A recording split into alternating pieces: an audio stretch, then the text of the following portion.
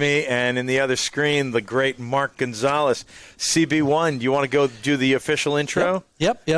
Mark, give us about 2 minutes. We'll do a little official intro, got a little music, and then we'll chit-chat a little second for AJ and I, and then we'll bring you in. How's that? Got it. Okay. All right. Let's go with the one and only, the great Jimmy Campbell. James right now. Frank Campbell for those scoring at home.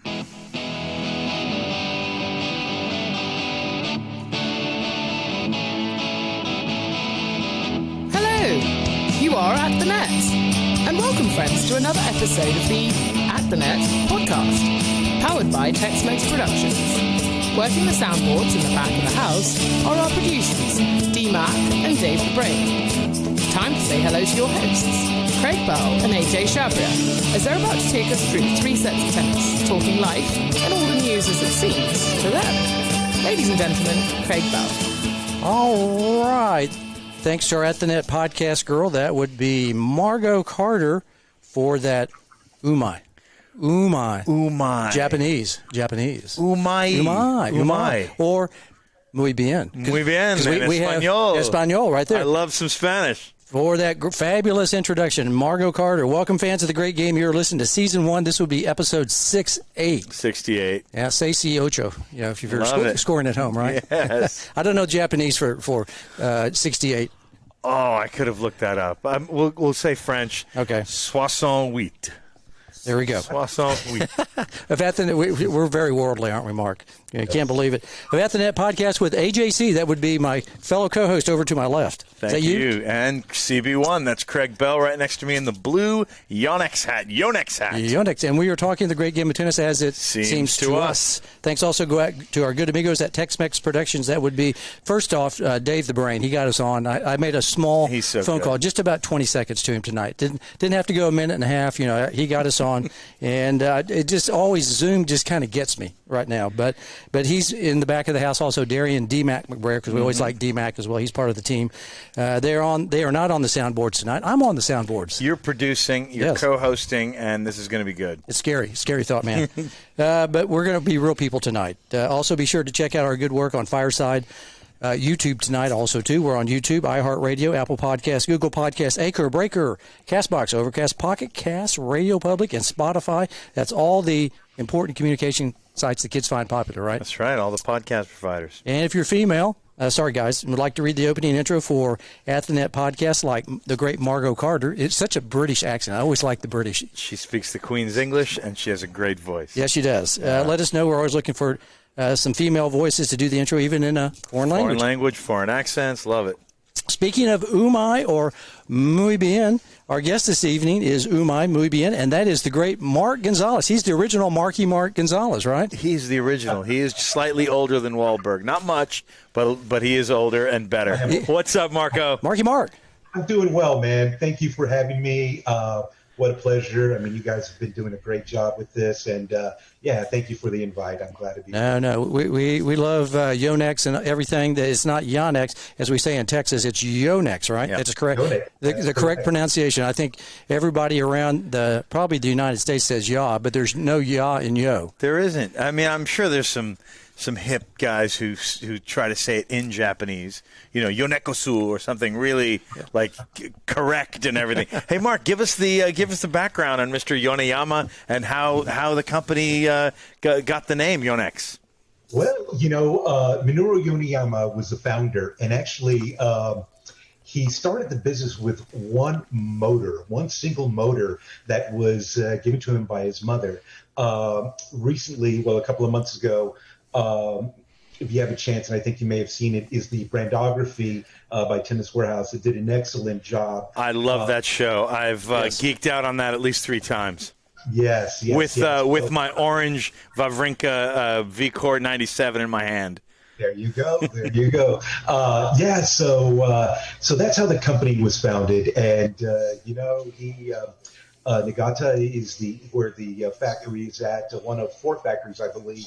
And so, one thing with Yonex is that, we're a brand that's on fire right now. I mean, our growth has been amazing, even when, industry people would probably say, wow, COVID, pandemic, not many people are participating in sports. I mean, one, tennis has grown, and our Yonex business has been up. Next year, we'll be celebrating our 75th anniversary. So we've got some great products coming out for 2021. Unfortunately, I can't share because I'm under a media embargo at the moment until December 4th. But soon, as of this Friday, you'll be able to see many of the new products there. That is terrible. Wow. I mean, like Charles Barkley might say, terrible, Mark.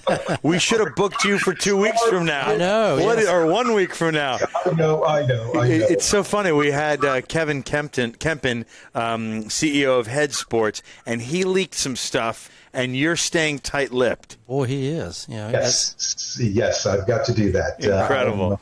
Yeah. Sorry about that. I was doing some chatting online, trying to get a few people out there. We've got people watching us right now. These teenagers always on the social media. That's kids. right. Yeah, I'm trying. These kids today. Right. Yeah. You can't trust us. So thanks for the background on Yoneyama. That's awesome.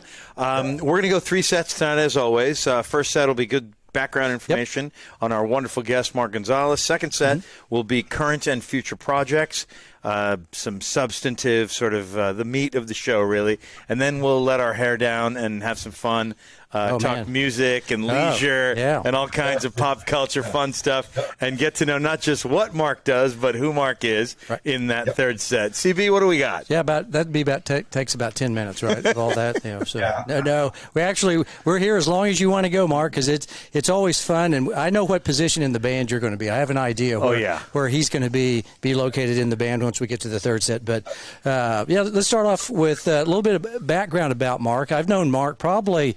I moved down here in 1987, so probably about 1988 when I was at Oak Hills Country Club. I think Mark was calling on accounts about that time, weren't you? Not quite. Not quite then? Almost. I'll kind of give you some background here. So, I graduated from high school in 83. I lived down in Corpus Christi, Texas. My folks, are still down there to this day, and I do get to see them, it's probably been a couple of times already this year, but nevertheless, my mom's always kind of been supportive with my career, and she's the one that kind of helped me get started. After graduation, obviously, kind of like the times that we're going through right now. I mean, I wanted to find a sport. I couldn't go out and play team sports anymore. I couldn't go out and play, obviously, baseball or football or anything else like that. So I decided to kind of pick up tennis, just because I knew I can just, wrangle up a friend and say, hey, man, let's go hit some tennis balls. And, or if not, there's always the wall, right? Yeah. We've all been there. And so that's how I got started. So I played for a couple of years, and just really working on my game. I think the first lesson I ever took was with the great Chris Crawford down in Corpus Christi, Texas. And, what a great coach he was. Again, it was a couple of lessons, but then after that I was listening to a lot of his Davis Cup stories and so on. So, my mom read in the classified, said, hey, look, there's a golf and tennis store that's going to open up. Maybe you should go apply. Now, I wasn't living in the basement at that time. I mean, I wasn't. You were eating Twinkies and Ding Dongs and drinking Diet Coke at 3 in the morning? Yeah. But, she said, hey, go check this out. So I did. And, I got the job. It was back in the 80s, it was always called the back of Tennis Magazine, right? I mean, that was the mail order business. And there was a company called Nevada Bob's out of Las Vegas, right? Yeah, sure. And so they had franchise popping up around the country. And so they opened up a tennis store down there, a golf and tennis shop down in Corpus Christi. So I went in, and we were just going to start the first 3 months with golf. And but I was, one of the tennis guys there. We drove up to Houston, with the manager and the owner there. We went to another Nevada Bob store. They taught me how to string rackets on a Echelon Model H. So, I come back down, and like 2 months later, the machine finally came in. So you can imagine the challenges I had trying to string my first racket without the help of YouTube. I just couldn't, just pop up, look on my cell phone, because obviously they didn't exist back then. So So the first racket I strung was a Graphite Director, and this sounds horrible, but it was with gut, and it was the owner's racket. So I did the mains. Yeah, I managed to get through the mains, and then I was kind of like, I'll come back tomorrow and finish it. So, when I talk to stringers nowadays, I always tell them that the first racket I strung was, took me like almost 24 hours. So, nevertheless, that's how I got started. That's how I got started in the business. And, I went to work every day. I enjoyed the retail part. I really did. I had a lot of fun engaging with customers at that time. I was doing a lot of racket stringing, but I knew I wanted to kind of venture out, and kind of, broaden my horizons per se. I wanted to just kind of go out into the business of being a rep, because at that time, there were some reps. Mike Young was my rep when he was with Prince. So Mike Young was Dave Green from Wilson was my rep. Mike Moore was my Dunlop rep at the time, and then some of the golf guys, Bill Lane with FootJoy and so on. So I thought, man, those guys have the coolest job ever. And so around '93, I applied with a few companies. One of them was with Yonex, but the timing wasn't right. So I haven't let them forget about that. So I still remind them from time to time. But no, you shouldn't. No, you shouldn't. Yeah. So then, and then also Alpha. Alpha. Peter Marcus came down, and he was a rep at the time, and he said, "Hey, look, would you be interested?" And it was the right job for me at that time. I came in with a stringing background. My first job was to write some of the manuals, help out with tech support, and then after Peter left, I kind of took over his territory. So that's when I kind of ventured out. So that was around '93, and then around 2005, again, I still wanted to kind of level up, and so I was able to, talk to the owner at Alpha and just say, hey, look, I think I've reached, what I can do here. I'd like to expand a little bit more and carry, rep other lines. And so I was granted permission, but yet I was still able to work there, and then one of my mentors, John Embry, hired me to work for Ball to Match, and so I got the job with Ball to Match as an apparel rep for them, and then right after that, I was hired by Yonex with Derek Applegate, who was my sales manager at the time, and had a lot of positive push from some of my accounts. Brad Bloom was definitely instrumental in helping me get the job. So Brad Bloom of Tennis Express, right? Tennis Express, yeah. yes. So much appreciation to Brad. And so yeah, I've been here ever since. Along the way, I decided, I rep for other brands like Lacoste, Sophie Bella, Athletic DNA. But then I just kind of found that, there was one time where I just couldn't be in 6 places at one time, and so I knew I had to cut back. And, I'm a hard goods guy. I love the nuts and bolts of the business. Hard goods guy, racket, strings, grips, stringing machines. And so that's where I decided to just put all my focus in. And then as of late now, I'm pretty much, majority of my time is committed to Yonex. I still go into the Alpha office maybe like 2 hours on a Monday afternoon, and then 2 hours on a Friday afternoon. Mm-hmm. So a lot of my responsibilities and obligations there have been reduced there at Alpha. So all in with Yonex now. So, Mark, I know you're such a hard goods guy, but your impact is felt in the soft goods business. I know, having known you for 20 years or so, my son still has lots of athletic DNA because of you. Yeah. I remember the iconic Yippee Man from Ball to Match because I used to wear a bunch of that, probably because of you. And my wife will tell anybody who want to hear it, is there at least 55 crocodiles in our closet because of you. So exactly. And you recall our our Lacoste presentation there at the showroom at the Dallas market. That's right. Yeah, Lacoste is a great brand, and and that was that was a brand that I was just tickled to get hired by them, and it was a good 2 years. It was a fun 2 years. Yeah. I still wear the brand from time to time. So it was good. Actually, I had a Lacoste shirt on yesterday. Well, there we go. Yeah, I still from Marky Mark coming by. Yeah, excellent. Yeah, I've got some consumers who. Customers that still they go, hey, can you get any more of those shirts? And I go, oh, maybe. People love that brand. Maybe, it was a good brand, but I definitely push people in the Yonex way now. And also, I know Mark did a lot of stuff with Task. I mean, that was, I know we were talking about that. I think that shirt on that we have with At the Net podcast. Yeah. Right there is a Task shirt. Also, my undershirt is a Task. Yeah. Awesome. I'm going to take you to Task. I don't mind telling you, my boxers are the knit boxers from Task. Did you all sell socks too, Mark? Did you? Hey, Craig, do you want to tell the folks at home what logo that is? That's a Task logo. Golly. The socks. Boy, that's quite a tall task. Definitely, it's a family-owned brand by I believe it's Al Andrews, Cindy, his wife, and then Todd, the CEO. And they're ran out of New Orleans. So, Metairie, Louisiana. I love that little town. Louisiana, yes. So great folks up there. I just recently ordered a gator from them, and so I still wear Task from time to time. Hey, back to hard goods for a quick moment.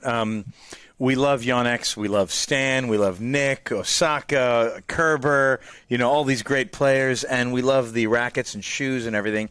How has Yonex gone from number 5, 6 in market share to a not distant 4th? How is that possible? Well, I think a lot of it has to be with our marketing team. I mean, our marketing team here in the U.S. has done an amazing job. I believe it's a team of 8, headed by Alyssa Yoneyama, Nicola Duca, and then we just have some tireless support staff, and Michelle and Aaron, and it just goes on and on. So they do a very good job, whether it's social media, whether it's giving us the tools and the assets, the digital assets that our accounts need. And then obviously our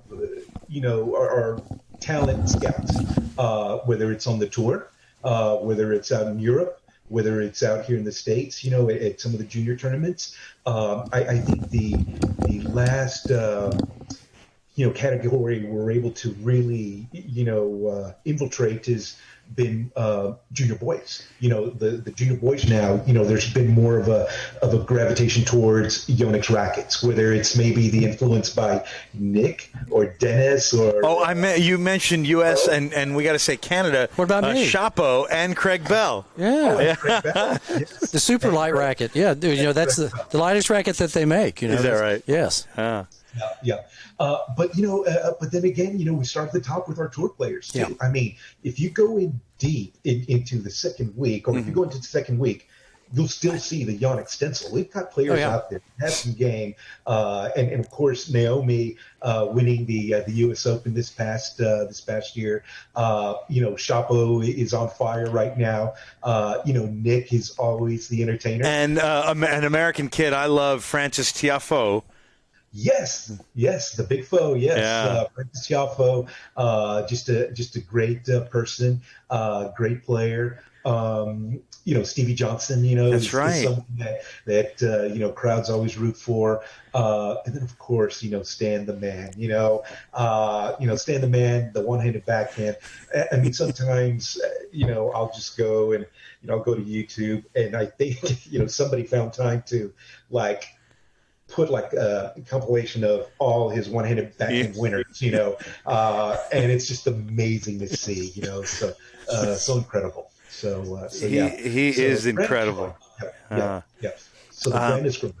That's tremendous how the brand has grown, and I can attest. You don't have the real numbers, but pretty quickly, 20 years ago, Babolat went from 4 or 5 kids in a 64 draw to something like 20, and now Yonex is experiencing those kind of numbers where you'll see, of course, some heads, a couple Dunlops, a lot of Wilsons, a lot of Babolat rackets, but the Yonex bag is the sought-after bag. Oh, yeah. And a lot of these kids, girls and guys, are really, really into the Yonex. And, years back, I would say in the 80s and 90s, there were a few iconic male players on the Yonex team, like Rios, Krychek, Sergio Bruguera. Leighton Hewitt, Rusty.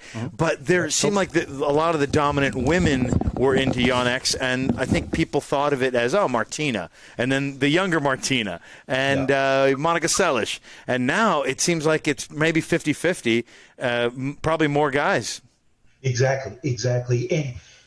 And I often think, where was it? When was it? Was it the signing of Wawrinka? It kind of, thought, oh man, there's a one-hander. I'm going to go out and try and get a one-hander, but maybe I need his racket. Stan the man, there he is. We have a special guest that wanted to come in and say hello this evening from all the way from Switzerland. Really quick, Stan Wawrinka. Stan, can you say a few words to Marky Mark? I mean, my backhand, Mark, it's a pleasure to be here. He is he's very nice guy in person. A couple of our U.S. Open events, some of our pre-tournament events, whether it's in Indian Wells or at the U.S. Open, I've had a couple of opportunities to take a photo with him and meet him, which has been great. He's always been cordial. So he's a little smaller than what I thought he was. Usually I thought he's about 6'1", 6'2". He is solid 6'6.5". So maybe he's representing a little small on this. Actually, he looks pretty good. He looks great. He looks kind of real. We'll keep him here for a second. We'll let him stay back there just for fun. It's kind of we were fortunate enough. Mark was nice enough to with all the Yonex ambassadors to ask which person that we want. There were about 6 or 7 of them that we could choose from. Something like that. So we had obviously Stan, Nick, and Dennis. And then on the women's side, we had Naomi and Angie Kerber as well. Yeah, so that was a great picture of you and Angie. And I'm used to seeing Stan with an Evian in front of him, but today he's holding Topo Chico. Is that right? Very Texan and Mexican of him, right? That is since he's here in Dallas. Yeah, normally he's Francais and Swiss and Evian from the Alps, but this is from here, from local. Well, you guys may be getting a call from his agent here. So, man, I thought you were going to say you guys may be getting a call from the Topo Chico marketing team. Yeah, we got a new sponsor, people. Right. Yep. We've had a couple of people chime in here that want to say hello to Mark because he's such a popular person. Our buddy Jimmy Livesey from Louisiana. He's Jimbo, yes, Jimmy. Hey, CB, hey, Mark. What's up, Jimmy? And then we've got Fernando Bassa saying hi, Mark. Says hi, Mark. And then Nick Smith is. Nick always has awesome questions. Yeah. And he's asking, will Yonex possibly ever produce a more round racket just for a different frame? Not that they need to. Just curious if they'll ever get away from the isometric look. Gotcha. Well, the isometric, I mean, that's just part of our DNA. I mean, that's just that's what made us. You may recall back around maybe late 80s, early 90s, there were the RX-30, maybe 32. I think Creek was playing with that racket for a little bit. I did have one of my buddies text me a picture of one. Especially with well, let me backtrack a little bit. A friend of ours, Marcus Reese, you may know him. Oh, he's from Taylor, right? Taylor, Texas. I love that guy. Marcus, Big Marcus, yeah. So he sent me a text of a racket because he broke the strings on his teaching racket. And so he sent me a racket of the R22. And the R22, I mean, my gosh, I mean, if you look at it, I mean, it was extreme isometric design. Right? It was a rectangle, yeah. Yes, it was a rectangle. And but that was a racket back in the day. I mean, that was one of the first rackets that that I wanted to play with. I remember hitting with it. My doubles partner at the time had one racket, right? So that was the one that he had, and I just remember just marveling at the frame and how different it was. But man, it just felt great. But I don't know if I could do that. So we gradually have made the rackets a little bit more round. At the start, I mentioned that I couldn't talk about a particular product. So, but there could be something there. Now, will we go to a full oval? No, for sure we won't do that. No. Oh, we're getting a little insight, a little scoop. Yeah. Breaking news right now. Yeah, that's good. Dun, That was quality. We won't. As you guys can see, the E-zone in particular has gradually become a little bit rounder without compromising our isometric design, and that has really helped with a lot of shelf appeal.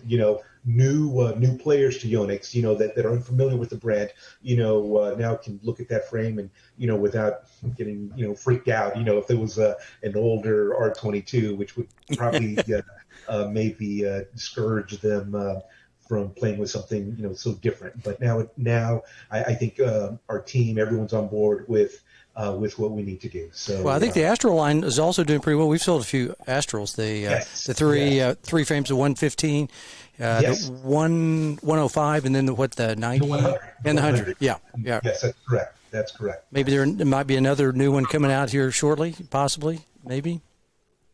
He's closed.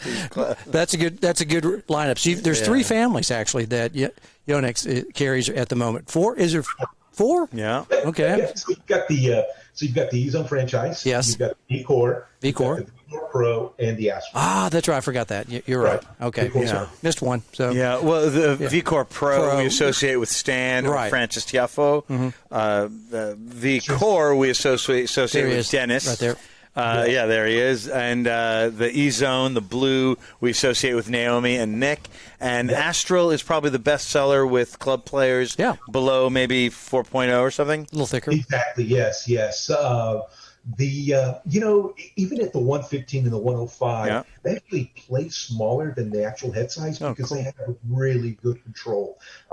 No doubt they're in that kind of game improvement category, the very lightweight racket with the little bit more heavy balance just to help with the plow through, stiffer frames, 16 by 18 patterns there.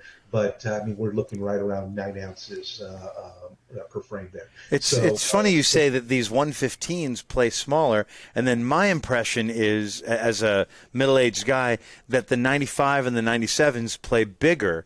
Because sometimes guys my age might be intimidated, like, dude, I'm not playing with a 95 again. I did in the 90s, and then you hit with it, you're like, it feels like 100, and I'm crushing the ball with it. And this one is very thin, so you think of Head Prestige, which I did use in the early 90s or mid 90s, and it looks and feels like a Prestige, but then you hit the ball, you're like, oh my God, this is powerful like a thick racket. Yes. So. Again, the Astro, it's a great frame. There's definitely a market there, and it's actually done quite well for us. So. Everything that Yonex has come in contact with, they're actually doing really well. I think clothing-wise, shoes, behind you, the stringing machine, string, because we want to talk about Mark's. Should we do it now? Let's talk about his stringing endeavors. We got to go. Let's go second set. Okay, we'll wait for them. We're there, baby. Yeah, okay, I love it. Hey, do we have any other questions? Yeah. Yeah, because I wanted to get to string. Oh yes, here's our friend Rick. Yeah, local guy. He's like, okay, Mark, and we will get to this, but this is a great transition. Who's your favorite player to string for when you've been to pro tournaments like the Australian Open, and who's the most challenging player to string for? So this will start the second set. Yeah. Okay. So. Yeah. All right. You got it. Oh, so we are in the second set. Let's go. Let's go to second set now. Yeah. This will start. We'll keep moving. Yeah. Wait for another plug from you guys, but okay. Yeah. So I would say Tennis Sandgren. I strung for him in 2018, and very, very pleasant guy. Of course, at a Grand Slam, you're in a room, and then there's the desk. So basically, you never engage with the players at all by any means. That's just, you're there to string, keep your head down.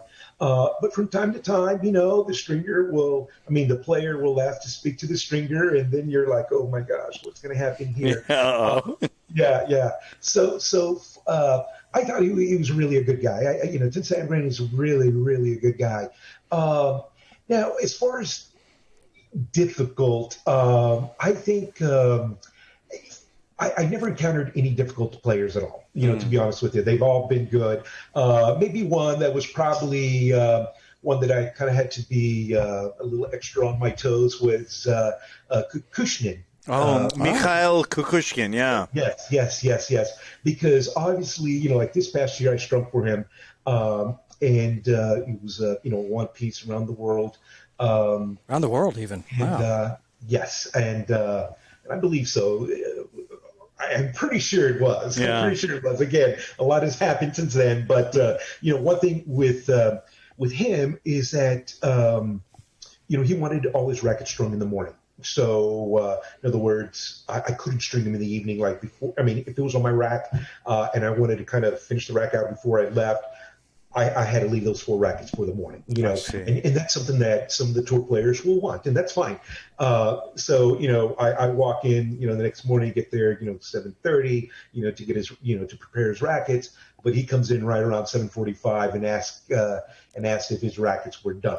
And the reason why is he was checking to see if I actually strung them the night before. Yes. Because if I did, that was a big no-no, and I had to do it all over again. But yeah, that's and then this past year I was able to talk to Tennis Sandgren. He came over to the desk. I just so happened to be there, and so we talked a bit. And again, very pleasant guy. So that's interesting that somebody would want. Now you said around the world. So can you tell people what around the world stringing is, just in case that somebody doesn't know? Yeah. So what happens with around the world? So many times it's going to be a one-piece string job, obviously. But if you end up down at the bottom, your tie-off mains down at the bottom, but yet you need to still start up at the top. And there's a couple of, 2 or 3 different around the world patterns. What I do is I'll leave the last main open on one. So I'll come down, fill in that last cross, then come up with that main, and then I'll come across and then just finish all the way through. And I'm kind of pointing at your racket, but and that's not a normal stringing request. That's kind of an unusual, let's say. Yeah. Okay. And it's funny because it's just all been stripped down to 2 knots or 4 knots. 4 knots, yeah. So the players, they don't call it 1 piece or 2 piece. It's either 4 knots or 2 knots. Yeah. And even on the work tickets, you'll see 2 knots or 4 knots. So that's how we know if it's a 1 piece or. Have you ever had anybody that they wanted their knots in a certain part of the racket? I was like, wow, I never thought about that because they wanted it to match up with their butt cap. I was reading something about that, and I was like, man, that is getting way too persnickety about where they want their knots, how they want it to either start on this side or this side of their cross strings. I was kind of like, wow, that is really unusual. Yeah. And and that probably maybe, I mean, honestly, you should be consistent always. Sure. I know many of my friends that string on the Wilson team there, their knots are always on the top left, side. There's the tie-off knot at the very top, kind of like, kind of like this. I know Craig and I are part of the Yonex string team also, and we know you have the logo up, you mount it, and like you said, top left. Either here or here, and the knot tail should be pointing upward. So whoever did this, probably you, did a great job. That's me. Because the knots are up and the logo's up. Right. So he must have retained something from that. Well, I was, Mark told me I better do that or else. You better do it right. Yeah. And I even got my logo is a little off, so sorry about that. It looks great. I do have it on there. Yes. Yeah. Well, the main thing is just being consistent. You've got to capture that consistent tension, but obviously your knots have to be identical. I do Parnell knots all across the board. Sometimes I'll do that PC knot. Again, if I'm doing a PC knot, then I'm doing it for all the other knots there. I would have to say 99% of my string jobs are all going to be two-piece, unless I get that, that one special request. Two-piece, four knots. Yep. Four knots. And then some rackets, they're just dictated. If you have directional stringing, with some of the grooved grommets there, well, you can only have that top cross, knot has to be on the, opposite side of the racket. Yeah. You normally do, So I say the right side. If I'm looking at the racket, the Babylons have to be on the right side. It's funny you mentioned certain sides, and that's a new thing. Maybe there are a couple rackets like Babolat, Pure Arrows. There are a few Dunlops that have those grooved grommets. But I remember when I learned. It was you do the starting knot away from this thing, away from what they call the lazy W. You do the starting knot over here. Yeah. So this is. I think we learned it about the same time.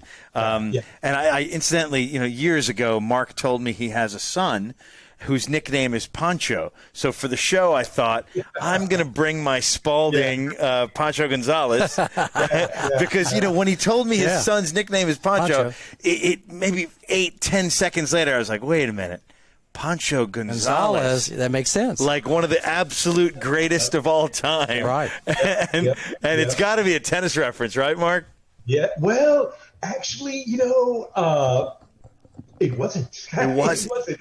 No. So my kid was writing, and he's very artistic. I mean, the guy's the kid is just an incredible artist. Loves to storytell and loves to write stories, and so that was his his author name, Pancho, So, but it wasn't connected with tennis. It really wasn't. He just came up organically. Yeah. And then I think what happened is they had ordered something, and I remember coming home, looking on the porch, and it was Pancho Gonzalez, then our address, Georgetown, Texas, and I just laughed. And but yeah, he did not connect the dots. He didn't know who Pancho Gonzalez. Richard, he never heard of Richard Pancho Gonzalez. The Pancho. Who I think is considered by many to be the greatest player ever. If you asked Rod Laver, he's saying either Federer or Gonzalez. Right, yeah, because they said that Pancho was just ridiculously good and was killing everybody back in the 40s and 50s. They even changed rules for him, and he still killed people. Right. I mean, that's amazing how just by being born probably about 60, 70 years just a little too early, here's a guy that might have set the record as well. I mean, so we live in a great time, actually, and there's a lot of great, players. There's a lot of interesting, great companies out there. And Mark, we're so happy once again to have you with Yonex representing the company. Is there any, like good string coming out right now, or what else, is on the Yonex front that you might be able to tell us about? Yes. So we do have a new string coming out. I can't, again, I've got to be careful here. Sure. Because I've got to follow the rules. But nobody's listening. Nobody's listening. Trust us. Nobody listens to us. Yeah. Okay. Good. No, and we won't share. All right. No, we do have something coming out that you guys will see after the first of the year. I mean, it's a good string. We've really got some high expectations for it there. So, that's probably about as far as I go. Okay. I'll lead you a little bit. Is it a multi or a poly or a some weird combo, or do you have to decline? You know what? I'll say it's a polyester. It's a poly. It's a poly. Yeah, it's a poly. And again, sorry for the frustration on this part. No, man, that's funny. That's good. Policies that I've got to follow there. So. That's good. There was a time I tried some string as a play tester. And I asked what it was, and they're like, it's confidential. And my theory is that it's actually named Confidential, and it's a company that's not. So I kind of want you guys to call it something, the Yonex Clandestine or the Yonex Classified or something. So I hope you guys come up with some silly name for the prototype. I hope I get to try it at some point, and then you'll roll it.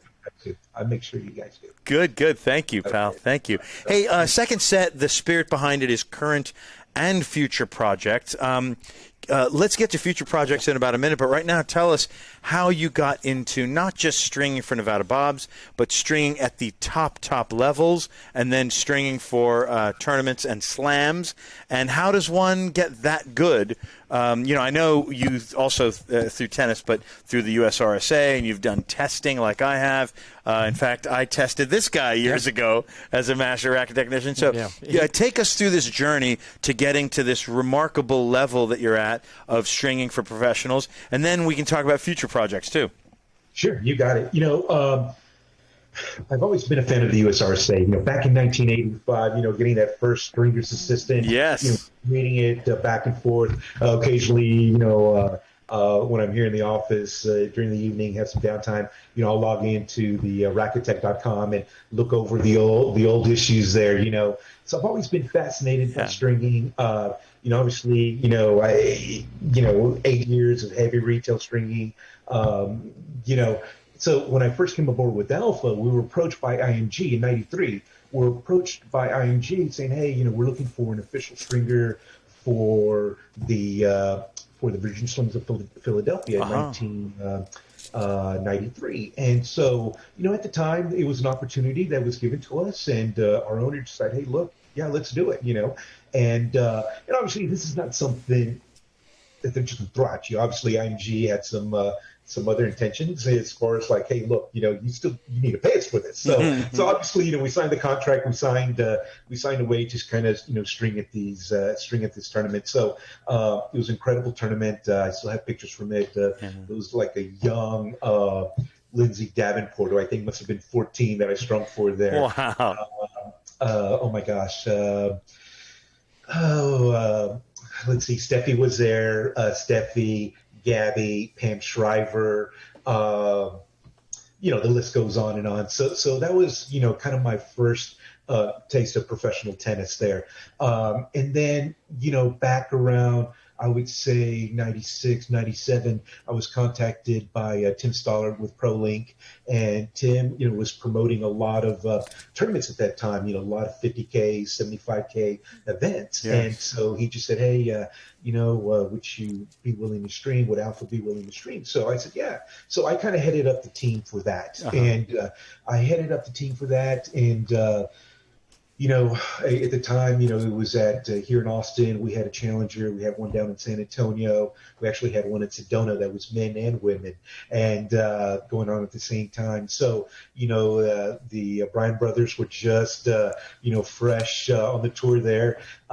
Taylor Dent, young Taylor Dent. It's amazing that these guys have come on the tour, have done their Blake their share, and have retired now. James Blake is another one. I remember Andy playing here in Austin, Andy Roddick, and one of his first ones, and I think he lost the first set like 6-1 to oh my gosh, Price, Cliff Price's son, Nathan Price. Nathan, yes. Yeah. And then I just remember Andy yelling, in frustration, and then coming out and winning the next two. Awesome. 1-0 or something like that. Man, so, Andy loved Austin that day so much he moved there. Yep. He lives there now. Yeah. So, it's funny. Andy used to use Alpha MXT synthetic gun, a 15 light gauge.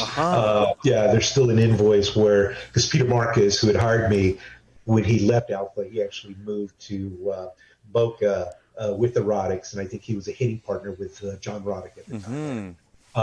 So that's that. So that's where I kind of got into the tournament stringing, and then I was invited to do a couple of U.S. Opens for badminton with Yonex, and so I was given the opportunity to string there, and totally different. I mean, it's like they'll leave a couple of rackets and they say, I'll be back in 4 days to pick them up, really. Hey, so you rarely did you have, having a non-court racket in badminton, at least at those two tournaments that I did, it was a rarity. I mean, you just didn't happen.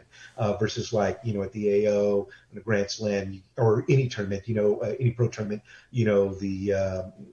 the possibility of getting on court rackets is very high there. So quick question, just real quick about badminton. Do they break their strings as much as tennis players, or are they not a shuttlecock versus a tennis ball? It just they do. Yeah, okay. well, they do, and then they lose tension. They also, and then it's a tension thing too, especially for those that are at the very high end of the range, or actually beyond the high end.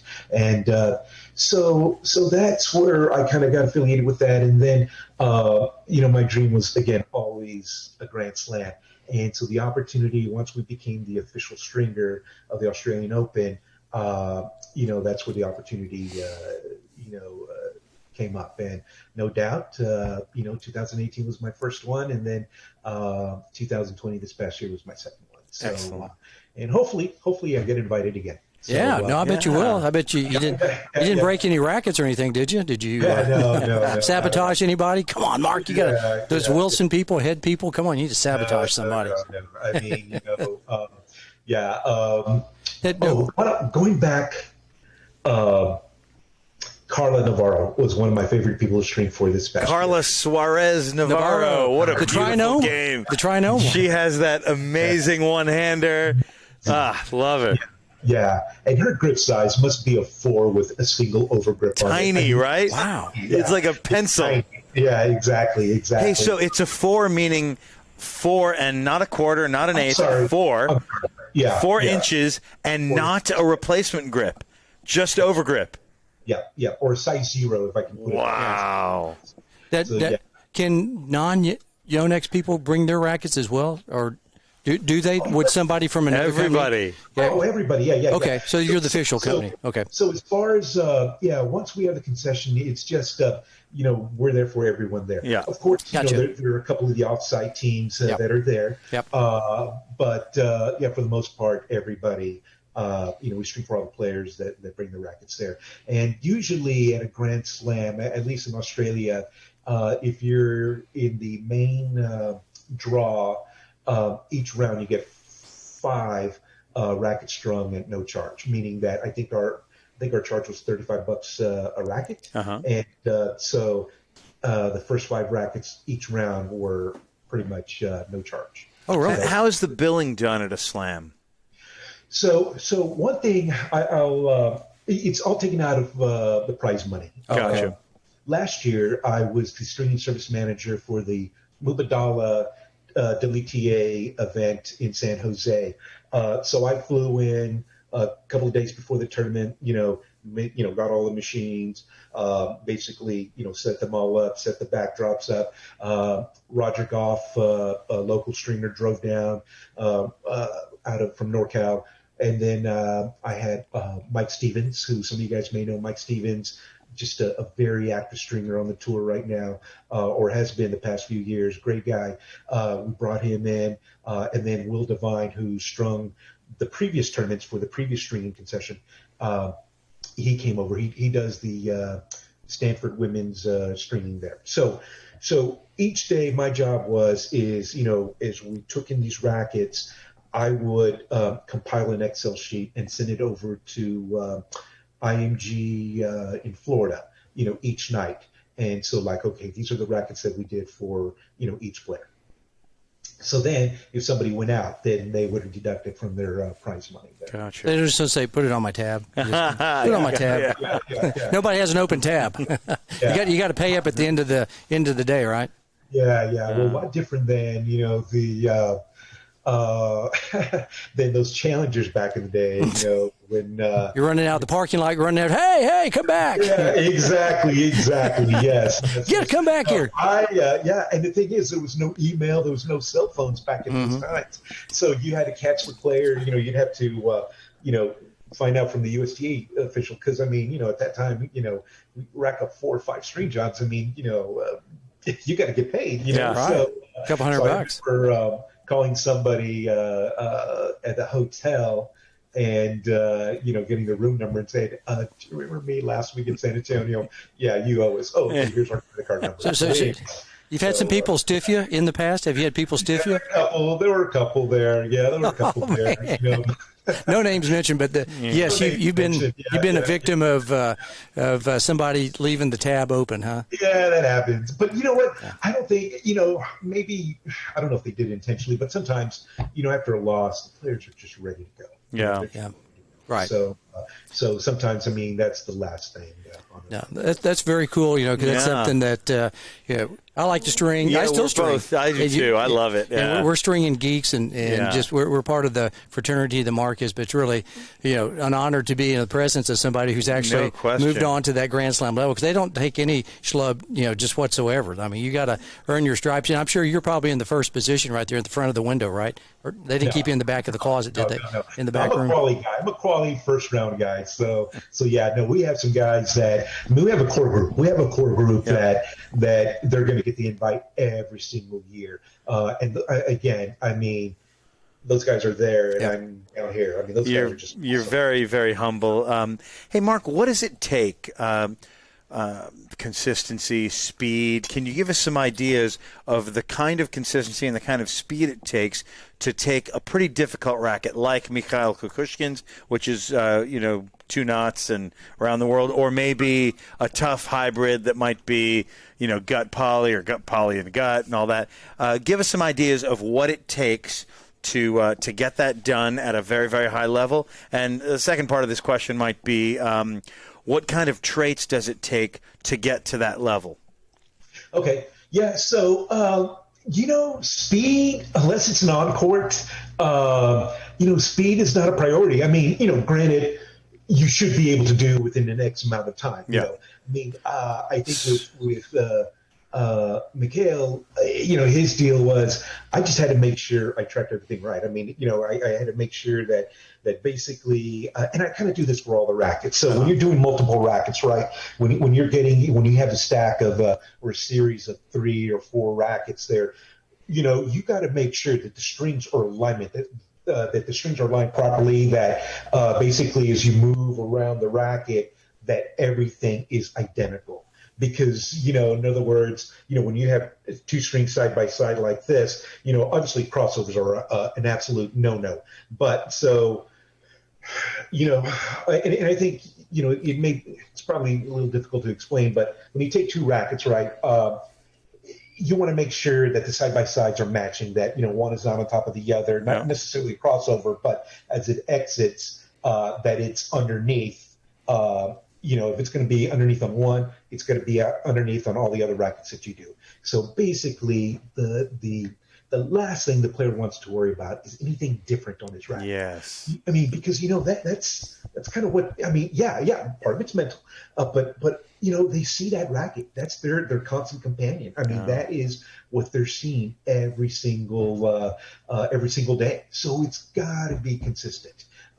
So I think. To get into a string room, and it's kind of interesting because now we live in the day of social media and selfies, and here's Rafa's racket, and you're like right here, or something like that. I mean, I think you got to have that, no doubt about it. You got to have that because that's just the age that we live in now. Yeah. We want to see what's going on, but it can't be a priority. And it can't be constant. I mean, a few pictures here and there, that's fine. But if you're spending more time on your phone, more time taking pictures, that's a big no-no, And then personality-wise, you got to get along. You got to get along. The ego, that's got to stay. That you got to leave that. At the airport, you or leave that, the airport that you're flying from. You can't have that. And honestly. There's some good stringers that have made it into a stringing room, mainly because that they're just not the right fit. I see. And I know from years past, that's what I saw, and I think it's still true to this day. I think you've got to be compliant. You can't be stubborn. You got to be able to take orders from the team lead. You can't really have any pushback from your end. I mean, believe me, guys. I mean, it can be difficult, at the end of the night, especially, the first 2 big days, like the Sunday before, that Monday, the first Monday, you've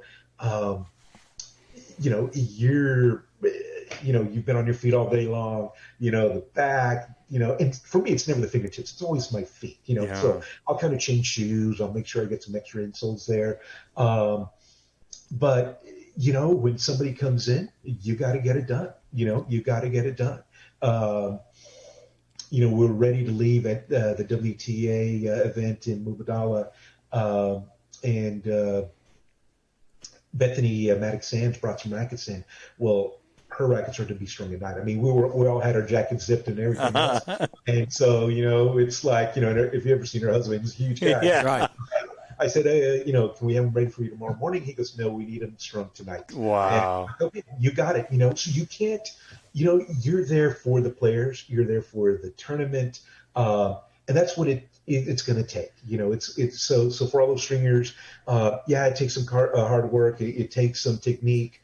You got to get the time, but you also have to have the right chemistry. You have to have the right persona. You have to have.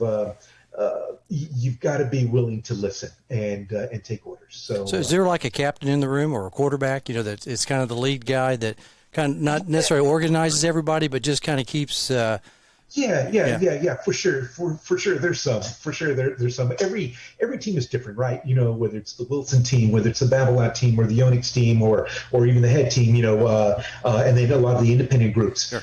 There's always you always have that lead there. And some at the Grand Slams, there's probably a couple there as well. We listen to the desk people. They're the ones that are communicating with the players, and you've got to be willing to make eye contact when they're coming in. You make eye contact, because you want to get rackets. You can't make non-eye contact like, okay, she's walking back here with 6 rackets. Yeah. You can't be like, you can't be looking around. You've got to have the open arms for that. So that's how it works. So do you all get in shape like? Do you do something different maybe a couple of days before? Do you stand on your feet a little bit longer to get – is there or hydrate more? Because, I mean, you might have some 12, 14-hour days, right, standing up, stringing rackets? Exactly. Yeah, exactly. And then to kind of – pretty much, I think with all the inbound international flights, right, because it's Australia, when we land, they pretty much give us that day off, because sometimes we'll land, like, for example, I think when I fly in, I would normally land in the morning, and so I'd go, check in to the hotel/apartment, and then I'd go to the grounds, get my credential, go to the stringing room, wave high, and then go get some rest, and drink plenty of water. So we were pretty much taken care of on that end there. Meals, water, all that stuff was taken care of. So they treated us really well. Now, what time do you have to be reporting for duty? 6 a.m., 7 a.m.? Is there? Normally, I think normally around 7 o'clock. Now, some guys that for some of the early morning practices, for the early morning rackets, those guys would get in there around 6 o'clock. So, and some other trainings may be earlier than that. It just depends. So do people take shifts? Like, or do they kind of? It's all on your player. It's all on your player. So, so for example, if I had like Feli Lopez, right, and so he's my player. And so let's say I'm done by 8 o'clock, but yet, here he comes doubles. And, so he's like the last match. Well, I've got to stick around because those are my rackets. So you do it by players, not by shifts. So you might have 2 or 3 players that they assign you. Yeah. There we go. That makes sense. So we don't mix, until maybe the second week. Gotcha. Then going back to that core group, and those guys are just awesome. They're just extremely talented. So those guys, I mean, your rackets are in very good hands once they go into the second week. Have you ever had players who didn't use a particular racket that day come in and go, okay, I need the strung for tomorrow, and you're like, oh, damn it, it's like, dadgummit, I just strung this, they didn't even use it, I got to cut the strings out. And it happens. Without a doubt. Boy, that just that'd be kind of tough. You've strung 10 rackets for them, and they've used 7 of them, and then 3 of them come back, and you're like, oh. Now, some players will be mindful and kind of use them as practice rackets, for the next day. But you have some that say, hey, look, I've got a match tomorrow, cut them all up. cut them all out and let's start fresh. Yeah, do you think anybody's ever kind of go, okay, and then they take them over and they kind of look around and kind of like, they're in the done pile? Sorry. Repeat that question again. No, I don't want to incriminate anybody, with the Yonex team right there. Question one more time, Craig. What was that again? No, I said, do you think anybody has put the racket, that is supposed to be strung, the brand new one? They kind of went, okay, they didn't see that. No. I've had a couple of coaches that have come by and they brought rackets, like in Mubadala, and they asked for, some clippers, and they've actually cut the string in front of me. So, okay. I get it, so maybe that may have happened to them before. Sure. They just want to make sure because, the coaches are there to take care of their players, and that's their job. Right. So, and I take no offense to it, Right. Again, if you do take offense to that, then you're not cut out for it. I just wondered if anybody kind of looked around like, so funny. Nobody's watching. It's like, done. It's done. Wow. Mysteriously. I'm sure it's happened in the past, but not with Mark Gonzalez. Mark would not stoop to that level. Plus, like on the back end, they would hear it. Like you could tell. Right. Like this was strung Tuesday. These were strung Wednesday. Come on. Like this sounds awful. Right. So I would hope they'd catch it. So what's the range of? I'm sure everybody pings their racket. And that's when you have 2 or 3 rackets, you're always going, okay. You listen for the sound. Is there a range, a tolerance level that you're allowed, or do you have to be spot on every racket? It has to sound the same. Off the when you're pinging them around. We measured DTs. Okay. The DT, device there. So, it all had to be within a certain number that they wanted, obviously, sometimes some players would have 2 different type of tensions. They would bring in 2 packets, and they would say, just for example, I'll just use pounds. So they would one racket at 50 and the other one at 52. Okay. So usually you string the lower tension one first, and then the tighter tension one second. Okay. Because otherwise, if you flip it around, then you're almost even, or your lower one is tighter than the sure. So that's one thing. Going back to the Australian Open, that was kind of cool, is you get to see a lot of the media. We had a lot of media come in, whether it's photographers or videographers. We had people from Netflix come in, and Tama, who was stringing, he's Japanese, amazing stringer. He was doing, he would do Osaka. So there was a Netflix group that came in, and they were doing a story on Naomi, obviously. And so they were interviewing Tama and also, taping him string the racket there. So you get some of those distractions, and I kind of felt for Tama because obviously, he got a lot of time. We have a guy, and you all may know him. His name is Steve Harris. He's an Australian person, and he's kind of the designated spokesman. One, he's very eloquent. We call him Hollywood. That's what he's known. But Steve does a tremendous job with the media down there, and so we have guys. We have stringers that are comfortable in front of the camera, and that can do that type of stuff. Sometimes if you're back there stringing, you kind of maybe want to lean to the right, just to kind of get in the background. But that's always fun, So. We know Tama from the instructional videos on the Yonex string team, right? And Harris is, I would assume that they call it. Did they call it Sydney Wood down there? Their film industry. I don't know. You don't know, yeah. Probably. But he's a big city entertaining kind of a guy. And he speaks Australian fluently, I understand. He does? Yeah. Oh, he can say, "Hey, Mike." He drinks a VB. He's got all the slang down. Foster's. Does he drink Foster's? I don't know. Nobody drinks Foster's. Foster's is at gas stations in Texas. That's an oil can. They put it in the motor, don't they? Right. Hey, as we wind down set 2, Mark, tell us about any future projects. You've mentioned a racket or 2, a string, but tell us about you and future projects. So for me, now that I kind of shed my other lines and just going all in, it's been a little challenging it's been very challenging this past year because I personally like to present in face, face to face, in person. But I also have to be respectful and mindful that some people may not want to see an outside rep due to due to this pandemic there. So then obviously you got to rely on technology with Zoom calls and so on.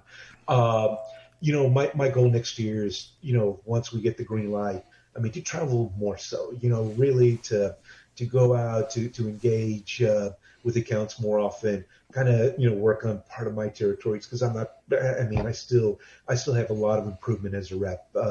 And I think, there's some parts of my territory that have been underserved. So I need to figure out how to focus on those accounts as well. And just to make the brand bigger and greater. The Zoom call thing, I think we're, wearing the mask and everything. These have all been, I've been in meetings where I just really, in my mind, just want to rip that mask off because my glasses are fogging up.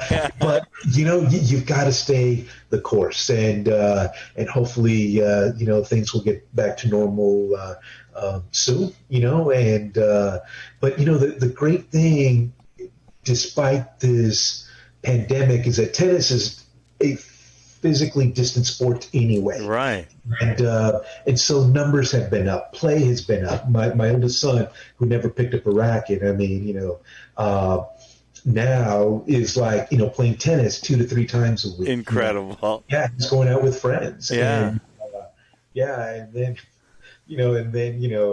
he'll tell his friends, my dad works for Yonex, and here's some demos, that I just borrowed from his bag, and he'll have 4 or 5 rackets that his friends will get to play with and so on. So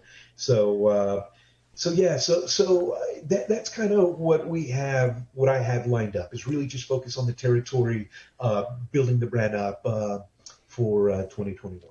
Mark, not just a cool dad, but I love your growth mindset, and we, of course, have known you and loved you for years. You connect so well with people, and I like how you said it, that you prefer to present in person. You do a remarkable job of connecting with people in that way, but I believe you're probably still good. Even though you're about to rip the mask off, you're probably still good with your voice and your eyes and your empathy. I think that's there. If you were to point to some qualities that you have that have made you successful in the sales rep industry, in sales in general, what would they be? And I know our younger listeners, they want some business success too, so this might be something good for them. What do you think? I think first of all, it starts with passion. You got to love what you got to love what you do. So for me, it's kind of not a job, and so when it's not a job, it's something that you enjoy, right? Well, I take that back. I'm sure other people, if I take that back. So I guess what I want to say is that I don't treat it as a 9 to 5, something like an obligation or anything like that I have to do. No, I treat it as something I want to do, something I enjoy doing. I was at HEB a couple of years ago, and the kid behind the register just, randomly said, "Sir, did you accomplish your dream?" And wow. I was like, wow. I'm just checking out. What am I doing? Yeah. And so, I looked at him, and I remember posting about this on social media. I said, I sure did. I said, I've been in a business for the last 30-something years that I get to wear shorts every day to work, Amen. Isn't that cool? It's the fact that we work in the tennis industry, that we can wear the coolest, tennis clothes out there. And we're in a sport. And if you really take that sport and break it down, it's a game, So we're making a living off a game, off a sport. And it's a sport that lasts a lifetime. So that's what I told him. That's what I told him. And how he took it, I don't know. But for me, I felt good, about it. So in answering that question for him. But is he still working there at the HEB? Do you still see him there? No. He's just maybe if you got him, thinking about that, like, hey, maybe I need to wear some. He's in the tennis industry now. So. Yeah.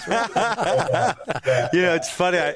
I love HEB, that store. I wish we had them in our town, but now I love it even more because of this kid and his crazy question. It's awesome. That's an interesting observation. All of a sudden, just out of the random, you're HEB, for those who aren't in our area, it's a big grocery store, kind of a.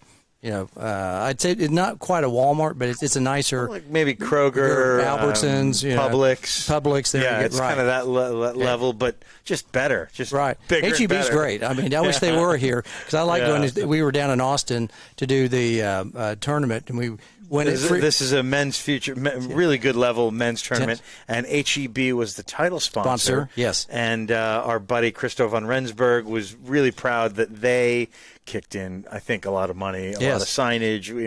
We tried to help a few times. We went back there. We shopped there a few times during our weekend of broadcasting there. So we did not have anybody ask us if we've if we've done well in life, basically. That's a great question. But anyway, sorry. Cool. Yeah, and I just want people to succeed. I mean, whether it's the account and help them be successful with their business, whether the stringer, helping him be successful with his stringing technique or his stringing career. Those are, that's kind of what I like to do best, or that's what I enjoy the most, is really helping other stringers. I mean, yesterday I gave a young high school player a stringing lesson on almost a 30-year-old machine, the Pioneer 3. Oh, the P3. The Alpha Pioneer 3 stringing machine. So he came in, I think it was, yesterday morning. So I gave him a string lesson because he's going to go off to college and obviously, he's going to need his racket strong, and it's just, and he's become a big string breaker as of late. So good player, big hitter. Yeah. Mark, as we wind down the second set, I know this is a question Craig always likes to ask. When you're weaving the cross strings, are you a puller or a pusher? Push and pull. Push and pull. Yeah. Well, I push, this is a method that I use. So I'm pushing. Yes, I'd be more of a pusher. I see. Yeah. You're a puller. I'm right? a puller. Yeah, I'm a pusher like him. Oh, really? Yeah. I thought you guys were drug pushers. You guys are a bunch of pushers out there. I knew what you guys were up to. Yeah, push. I like it. And what I do, and I do tell, I've taught a number of people how to string. I go, it's just personal preference. There's no right. Sometimes I actually do. I have to push it a little bit every now and then just to get the string in there, especially on the corners, on the difficult. Yeah, and you get down at the bottom of the hoop of the racket down there at 8 o'clock, 4 o'clock, somewhere down there. You have to maneuver around a little bit. So I have pushed a little bit every now and then. So, you got to. But I do mention. But not on the court. You're definitely not a pusher. I'm not a pusher. I'm not on the tennis court. He is an attacker. Right, exactly. Yeah. But well, we got one. Before we get to the third set, yes, real quick. Vasily Guranov, do you know Vasily? Oh, he's in Chicago, I think. He's a famous stringer. I know Vasily. Yes. He's saying hi. He's saying hi to you. And then Nick Smith had a follow-up question. He says, "What's the best string Mark would recommend for spin and overall performance?" Before we get to the third set. So that's such a big question. I mean, there's a lot. Here's the thing. I mean, there's just not one magic string there. I mean, what may play well for me may not play well for you. Yeah. So it's a matter of finding, if you're looking for spin, obviously poly's the way to go. Well, is a popular choice. Let's put it that way. Poly would be a popular choice. Go into, experiment with the 1-2-0. See how that works out for you. Tension wise, I mean, you want to find a tension that's going to be comfortable for you. So if you need to go lower, go tighter, it all depends on, it's all up to the individual there. It's definitely up to the individual. So I know, that's something that he'll probably have to kind of, ask his local stringer and find a little bit of guidance, relative to the inventory that his stringer has. Mark, that was a good answer and an accurate answer, but it wasn't exactly what our people want. So I'm gonna go with a follow-up. You are a good tennis player. You are early 50s. Tell us what's in your Yonex right now, and which racket and which string. Yeah. So, so I'm using the E-Zone 100 Okay. SL. SL, so it's very light, this thing. SL, yeah, we're talking 9.5, a 16 by 18. Wow, yeah, open pattern. Yep. So Craig, I think Craig and I are using the same. That's right. It's yes, that is the 100 It's SL right there. It is the 100 SL. Yes, that's what I'm using. That's what I'm using. Well, this is a fantastic racket. It is a great racket. It's a great. It's got a great weight, but despite the weight, it's not a racket that you're going to get overpowered with. I mean, it still has some pop. I string mine right around 50 pounds with Polytour Pro Blue 1.20 gauge. So 1.20, fairly thin gauge. Yes. So that works for me. Obviously, if I break a string, then I've got a machine right here. So of course, I tell you what I string mine at. You go high. You want to guess, Mark? 60s? No way. 65? There you go, 65. Craig Bell is living in the 90s. I was going to go 70, but I felt like I might break the frame. And then that Tour 850. Incredible. Tour 850 at 65, man. He is so old school. Serve and volleyer, huge grip, tight strings, multi-filament strings. Tour 850. But light racket, unlike in the 90s. Right. Yeah. These are high quality strings. I mean, anything that Yonex makes, man, they have Which done one a is great this, job. the 850? That's 850. Yeah, Tour 850. Yeah, these multi-filament. I mean, I think our mics can pick up how good these are. Honestly, that is a very good racket. That 100 SL. I was at Tennis Express 2 months ago, and was doing a demo, demo event there indoors, and those gentlemen who mid-50s as well. And so I said, hey, why don't you just try this racket? And he was about a 3-0 player, right? 3-0, but he went out, hit with it, and had some strokes, but he loved the racket. He bought 2 of them. Yes. Right there. Yeah. And so I like the racket because I play a lot of doubles, like the chip, come in, and it's just a very mobile racket right on the net there. So that's what I use. That's what I like. Yeah, this is one of the best.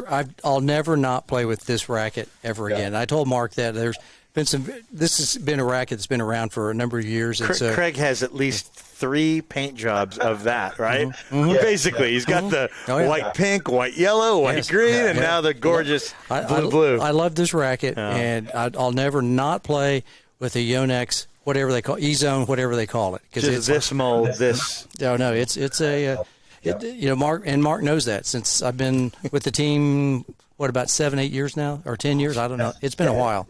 Close to 10 years. Yeah. And so I've used that same racket ever since. I told him that. I said, look, I'll buy this racket. I just like this particular racket, and I've not veered away from it for about 10 years now. So it's just quality company. I mean, they've really hit their stride. I mean, they've got a great rep in Mark Gonzalez. And now they're giving him the tools. And watch out, everybody, because now all of a sudden, the governor's off. So he's going to be out there. The coronavirus has kind of stopped him a little bit at the moment. But 2021, 2022, I think it's going to be great for Yonex, right? Yep. Wait, should we go to the third set real quick? Let's go third set. Who we rolling with? Who's this brought to us by? That would be the great Blair Descaret with Master Systems up there. If you're looking for any type of court accessories, court needs, not Yonex style, but Mark does all that kind of stuff. I mean, windscreens, nets, and not just tennis, really anything with a net, right? Pickleball, basketball, all kinds of Gaga ball. I noticed he's into that too, right? Yeah, Gaga pit. That's a cool sport. So check out our buddy Mark. I mean, Blair Descaret. Check out Mark too with Yonex. Everybody knows that. But Master Systems, Blair Descaret, great guy, and he sponsors our third set as we go into the third set, the pop culture. But I wanted to ask one question. Let me back up real quick. Pickleball. Is Yonex into pickleball? Maybe thinking about it, or probably not. We're that's another thing that I got to be a little tight-lipped about. But that's fine. That's could be what 2021 brings us with that there. Could be. It's a could be, right? Could be. Yep. Okay, there we go. Well, we won't make you go out on the limb and walk the plank, but I know this just from the little bit of pickleball that I play and I love. they're going to have better carbon fiber than anybody else. They're going to have a little bit better layup than it. I realize, a lot of people think of pickleball as, it's a paddle. It's not a racket. What can go?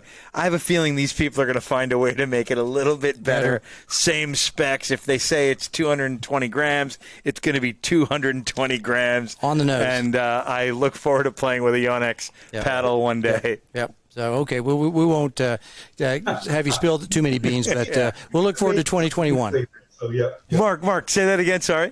We should have scheduled this a week later. Oh! Well, we'll have you back. We got to do weeks. Gonzo number 2. Well, we'll have you on Instagram. We've got a few people already lined up.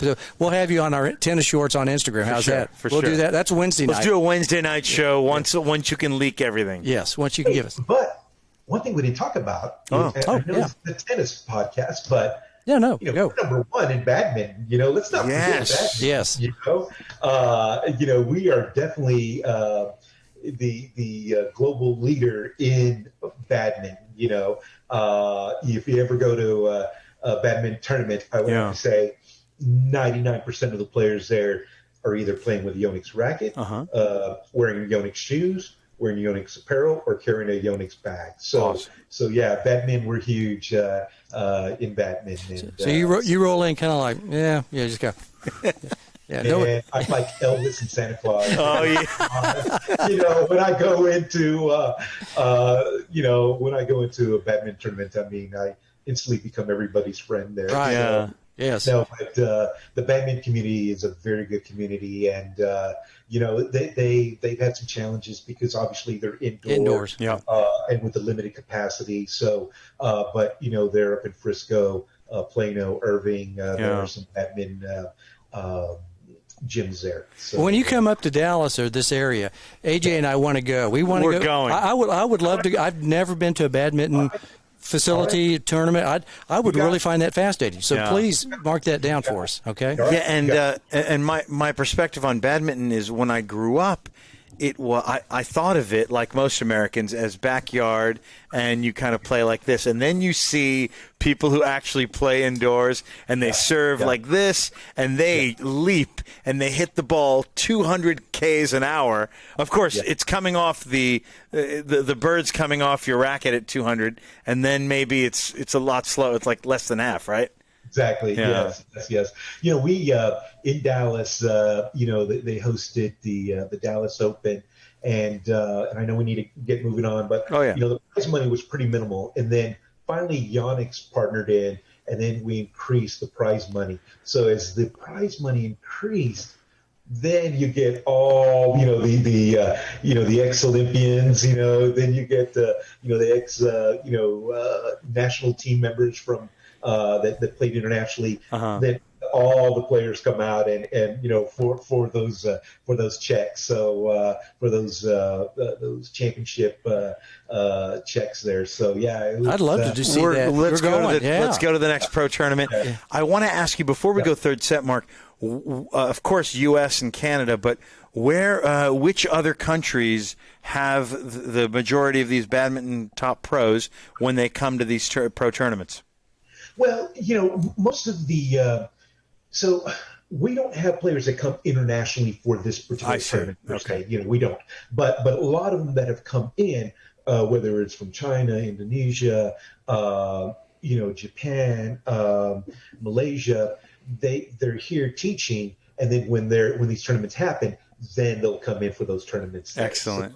So they might be living in the United States, and then all of a sudden, U.S. teaching, and then they'll come for these tournaments. Oh man, this is awesome. I want to see something. That's an excellent game. I want to get a badminton shirt. I got some pickleball gear, so I want some badminton gear. I think that'd be kind of cool. Yeah. Excellent. So please, we know Dallas, Fort Worth. I know you come up here a couple of times. There is a big community around this area, right? As probably San Antonio, Austin, Houston, wherever there's larger populations. Yeah, Houston's another big badminton community as well.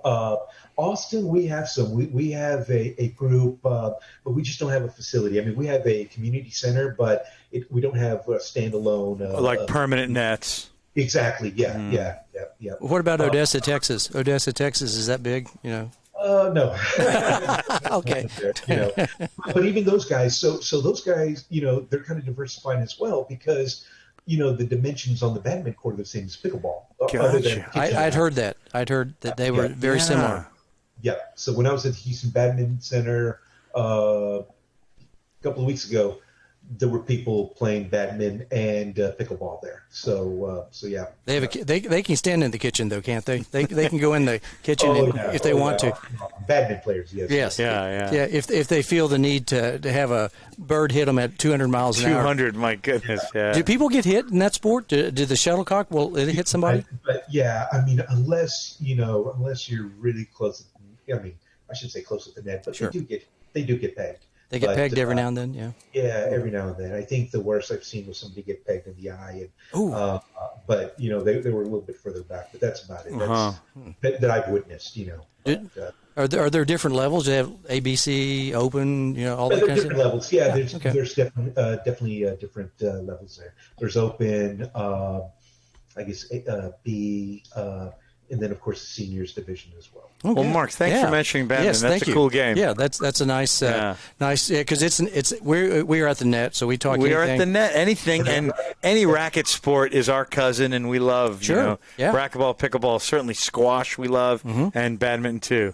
Yeah, and padel is a neat one. Yeah, padel. I like to say because Rafa likes to say padel, right? Well, I want to pronounce it in Spanish. No, is much rolls off the tongue. No. You think that you might be a Yonex guy at some point? Maybe we get Rafa from Babolat over to Yonex, you think? Well, I respect and love Mark Gonzalez, no? I want to tell him I do have a deal with Babolat. My Uncle Tony, my Carlos Moya, they tell me what to play with, no? So once they are gone, maybe I call you, Mark, no? There you go. You got it. That's pretty good, isn't it? Yeah. Not bad. All right, third set. Here we go. Third set. Let's strap it on, Marky Mark, because this is going to be fun because I know this is something that you like a lot, and that's the world of music. We always start off the third set with music. First band you saw in concert, Marky Mark? It was Ozzy.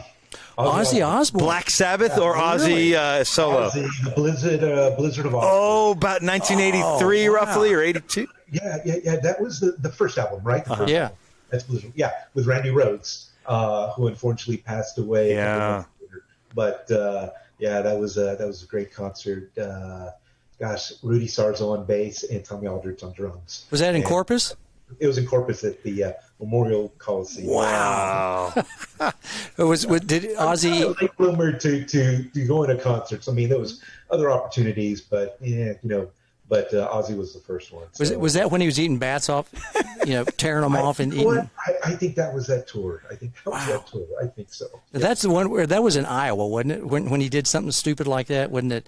When he pulled a bat and ate the bat or something. Craig, was it stupid or was it genius? Did it make it? Did it make him? Maybe we're still talking about it. Maybe we're sitting here 30 years later. Right. Yep. All right, if you could hear a band in concert, I'm sure you've been to a lot of concerts. Is there one that you would really like to hear that you haven't heard ever? Ooh, that's a good one. Yeah, we're more than pretty faces, Mark. It's I always wanted to see Tom Petty. It just never. I mean, there was opportunity. Yes. But that it just didn't happen. Unfortunately. Sad. Yep.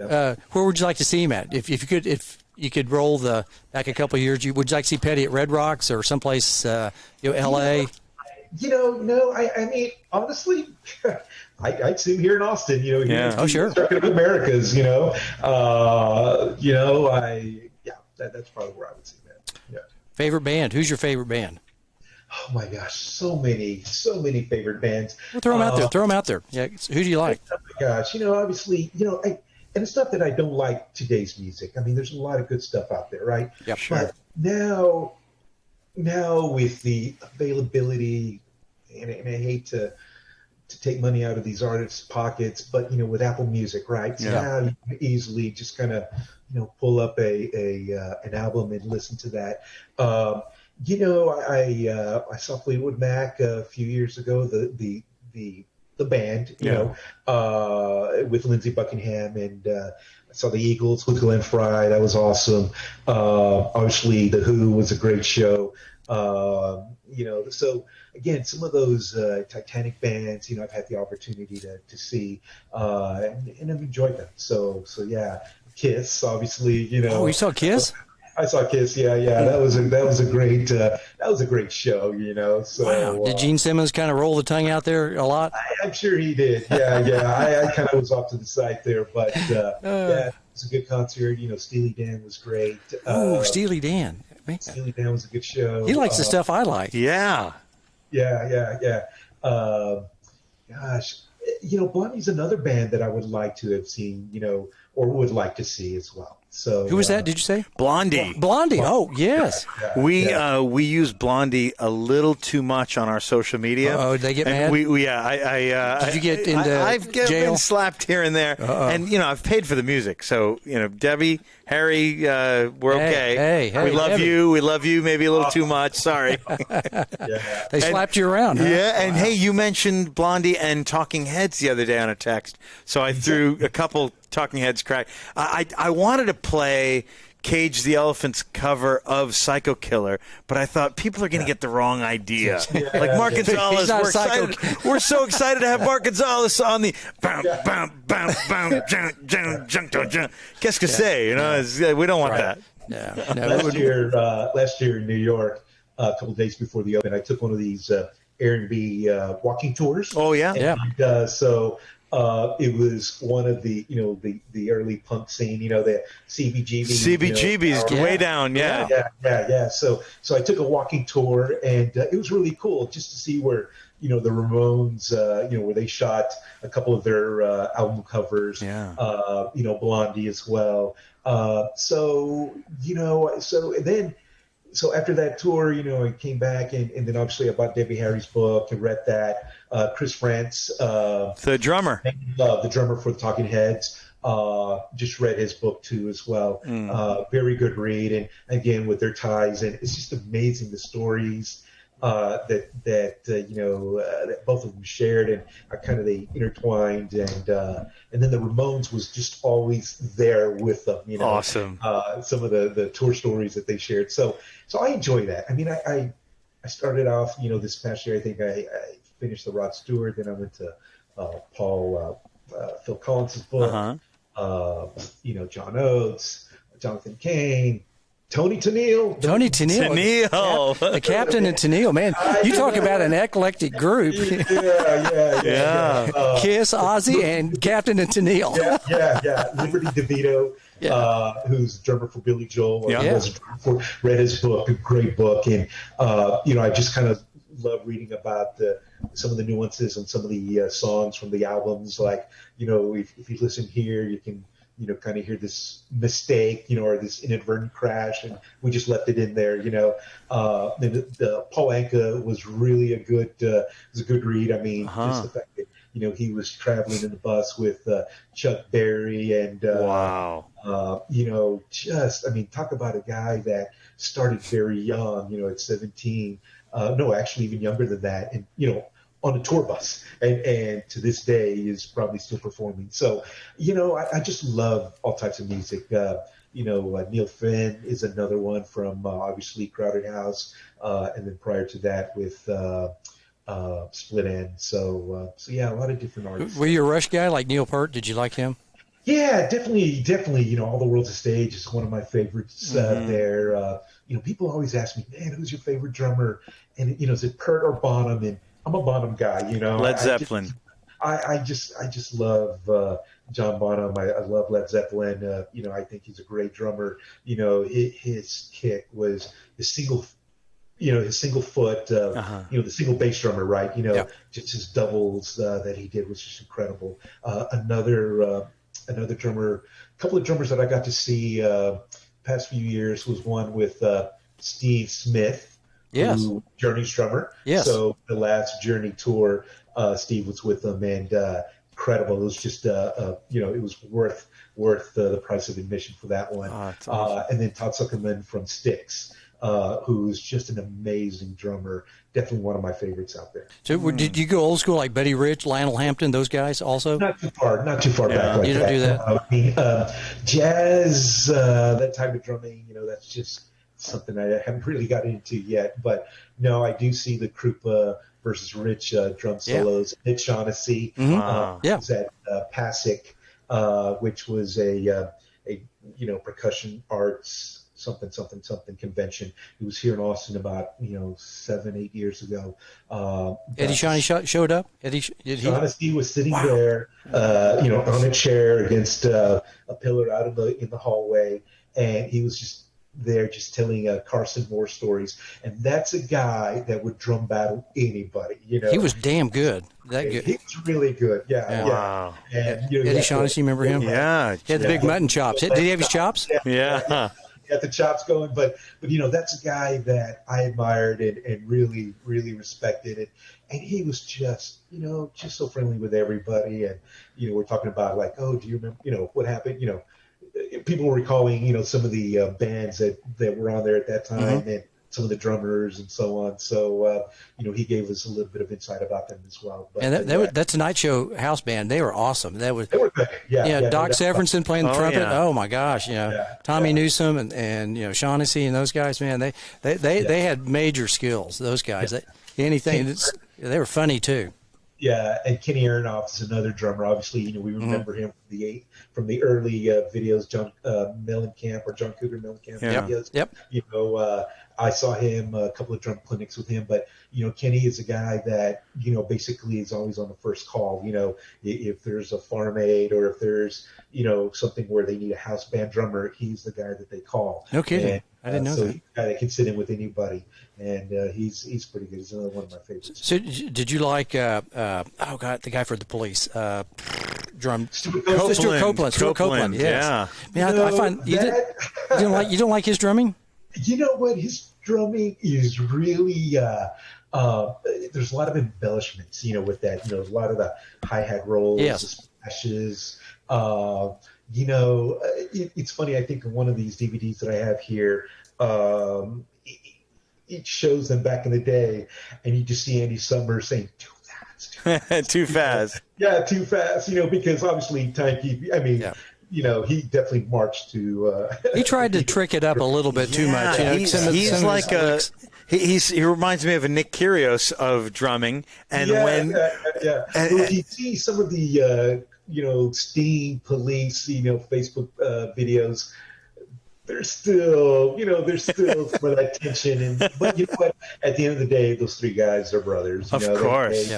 I think that's kind of what pushes them to be better musicians, and that's another concert that I enjoyed. Sting was amazing, obviously. So it was good. I think funny he mentioned Stuart Copeland. Copeland was hired by the Doors to be their drummer, and then summarily fired by the Doors. They must not have gotten along, or maybe the Door, maybe Manzarek is like too fast, right? Something. Who knows? John Densmore wasn't around. Densmore wasn't there. I think he was frozen out for a little while. Oh, okay. He was on the outs. It was Densmore. Did you know that story? Was Densmore? Left off? I don't know that story. I don't know that story. I love the Doors, man. They were brilliant band. Yeah. Oh my gosh, they were just awesome. We can talk music all the time. We could. Let me throw in one more. So lately, I've been listening to some Marty Balin. So from Jefferson Starship, obviously Airplane Starship. Sure. I'm kind of going through that phase right now too. So what an incredible vocalist. So they had the Starship, the Airplane, all that. They were Jefferson, whatever that vibe was. A Starship, Airplane. He was just kind of back and forth. Kind of who were they? Who are those people? I know they were beloved, but they weren't so beloved when they were just Starship. Yeah. Oh no! Toward the end, it was like that son of a bitch crashed at some point. Nobody was in. They didn't build the city on rock and roll. Nobody was in the consistent top 5 worst songs of all time. They were starting to go down. But so the follow up question is always, if you're in a band, which band member would you like to be? Lead singer, lead guitarist, keyboards, bass guitarist, or drummer. I think we know where Mark sits in the band, right? I would love to be John Bonham. Yes. Wow, man. Yeah, that would be. Wouldn't that be awesome? Yeah. And have you? Or what about Van Halen? Would you like to be Alex Van Halen? Do you consider him a good drummer? I think he is. He's got his own style, and he when I listen to him, I like to listen to a lot of he likes to do a lot of beat displacements, so especially on the snare, so it's not always on the 2 and 4. Right. Shake it up a little bit there. Obviously, he's got great fills, great rolls. I was listening to Hot for Teacher, the intro, that intro is crazy. Yeah, but there's a couple of tracks that he plays, right? So, you're thinking, man, where did he get that third hand? Where did he get that fourth hand? And obviously, it's pretty easy to tell that there's a couple of tracks there. But I have an electronic kit that I like to practice on. I don't know if you can see it here. Yeah, behind you. We saw it right behind you. Yeah. What are you playing? What do you got back there? Just let everybody know. So, what I like to do is I'll look for some of these drumless tracks on YouTube. So you can kind of sit in, or I still have my old classic iPod, so I'll just sync up, a playlist and then just kind of play along with that. The beauty of electronic drums is, you put the cans on and you don't bother a soul. Yes. The family is pretty much, I'm kind of isolated away from the rest of the family when it comes to doing that. So, Mark, what kind of sticks do you use with that thing and normally?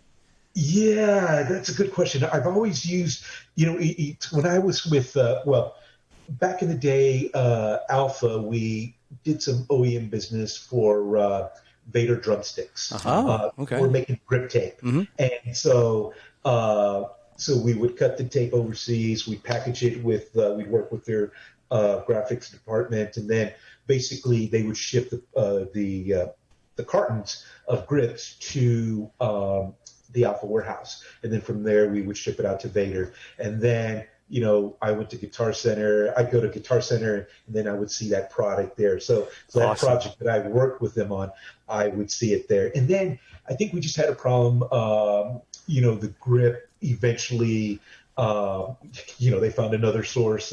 But, it was a good, 5-6 year run, and so they sent me a brick of Manhattan 7A. So awesome. I was using a lighter stick, just because I just don't want to damage anything there because there's not really much rebound. But or have the neighbors call the police at 2 a.m. Yeah. And I've got a PA system with that too. So sometimes when the family leaves, and I know I have a few hours, I can crank it up, That's so awesome. I take the cans off, it comes through the Roland, the little monitors that I have here and the big sub down there. So that's a lot of fun.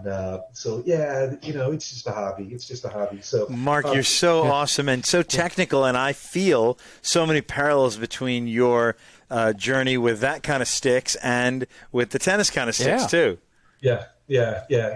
So it's been fun. It's been fun with that. So do you take your shirt off and put on a headband ever? Do you ever do that? No, I don't do that. Wristbands for sure. Wristbands, yeah. I may have done that 30 years ago.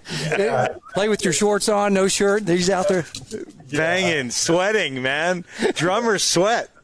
Yeah. I got a little fan back there too. Yeah, good. But, hey, do you when you're playing, do you ever twirl the sticks too? No, I don't. It's kind of fun. No.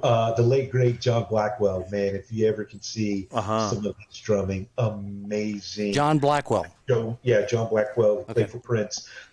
Some of his twirls and his stick work, it's just amazing stuff there. It's just something I like to dig into. It's something I like to read about. It's just fun.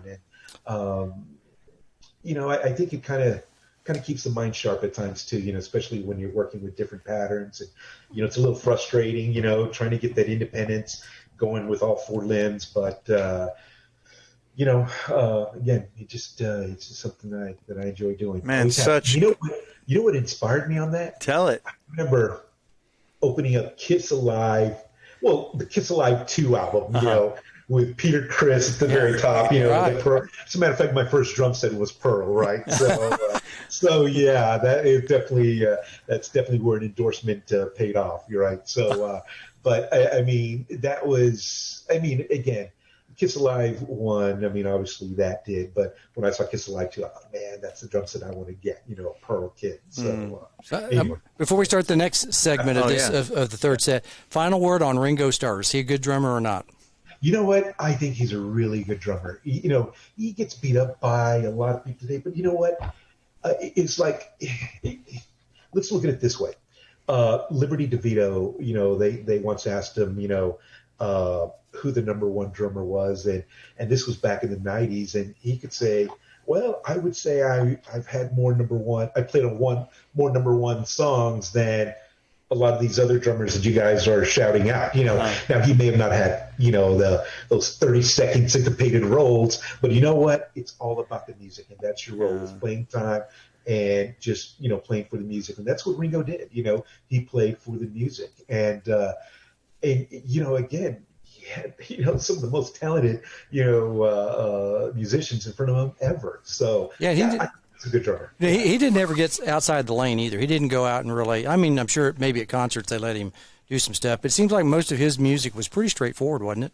Pretty straightforward, yeah. I mean, because he kind of had to keep it simple for that style of music. Now, you know, could he play, you know, Rush 2112 album? Probably not, right? You know, that's just not his deal. Neil was more of a virtuoso, and he's a guy that can do that. You know, Simon Phillips can do that.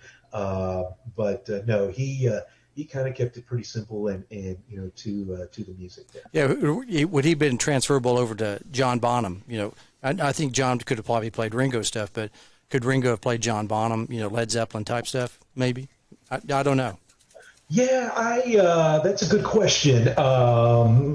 You know, if he could play that, you know, that snare, high tom, low tom. Well, I think with John, it was snare, low tom, high tom. So, you know, then the kick in there.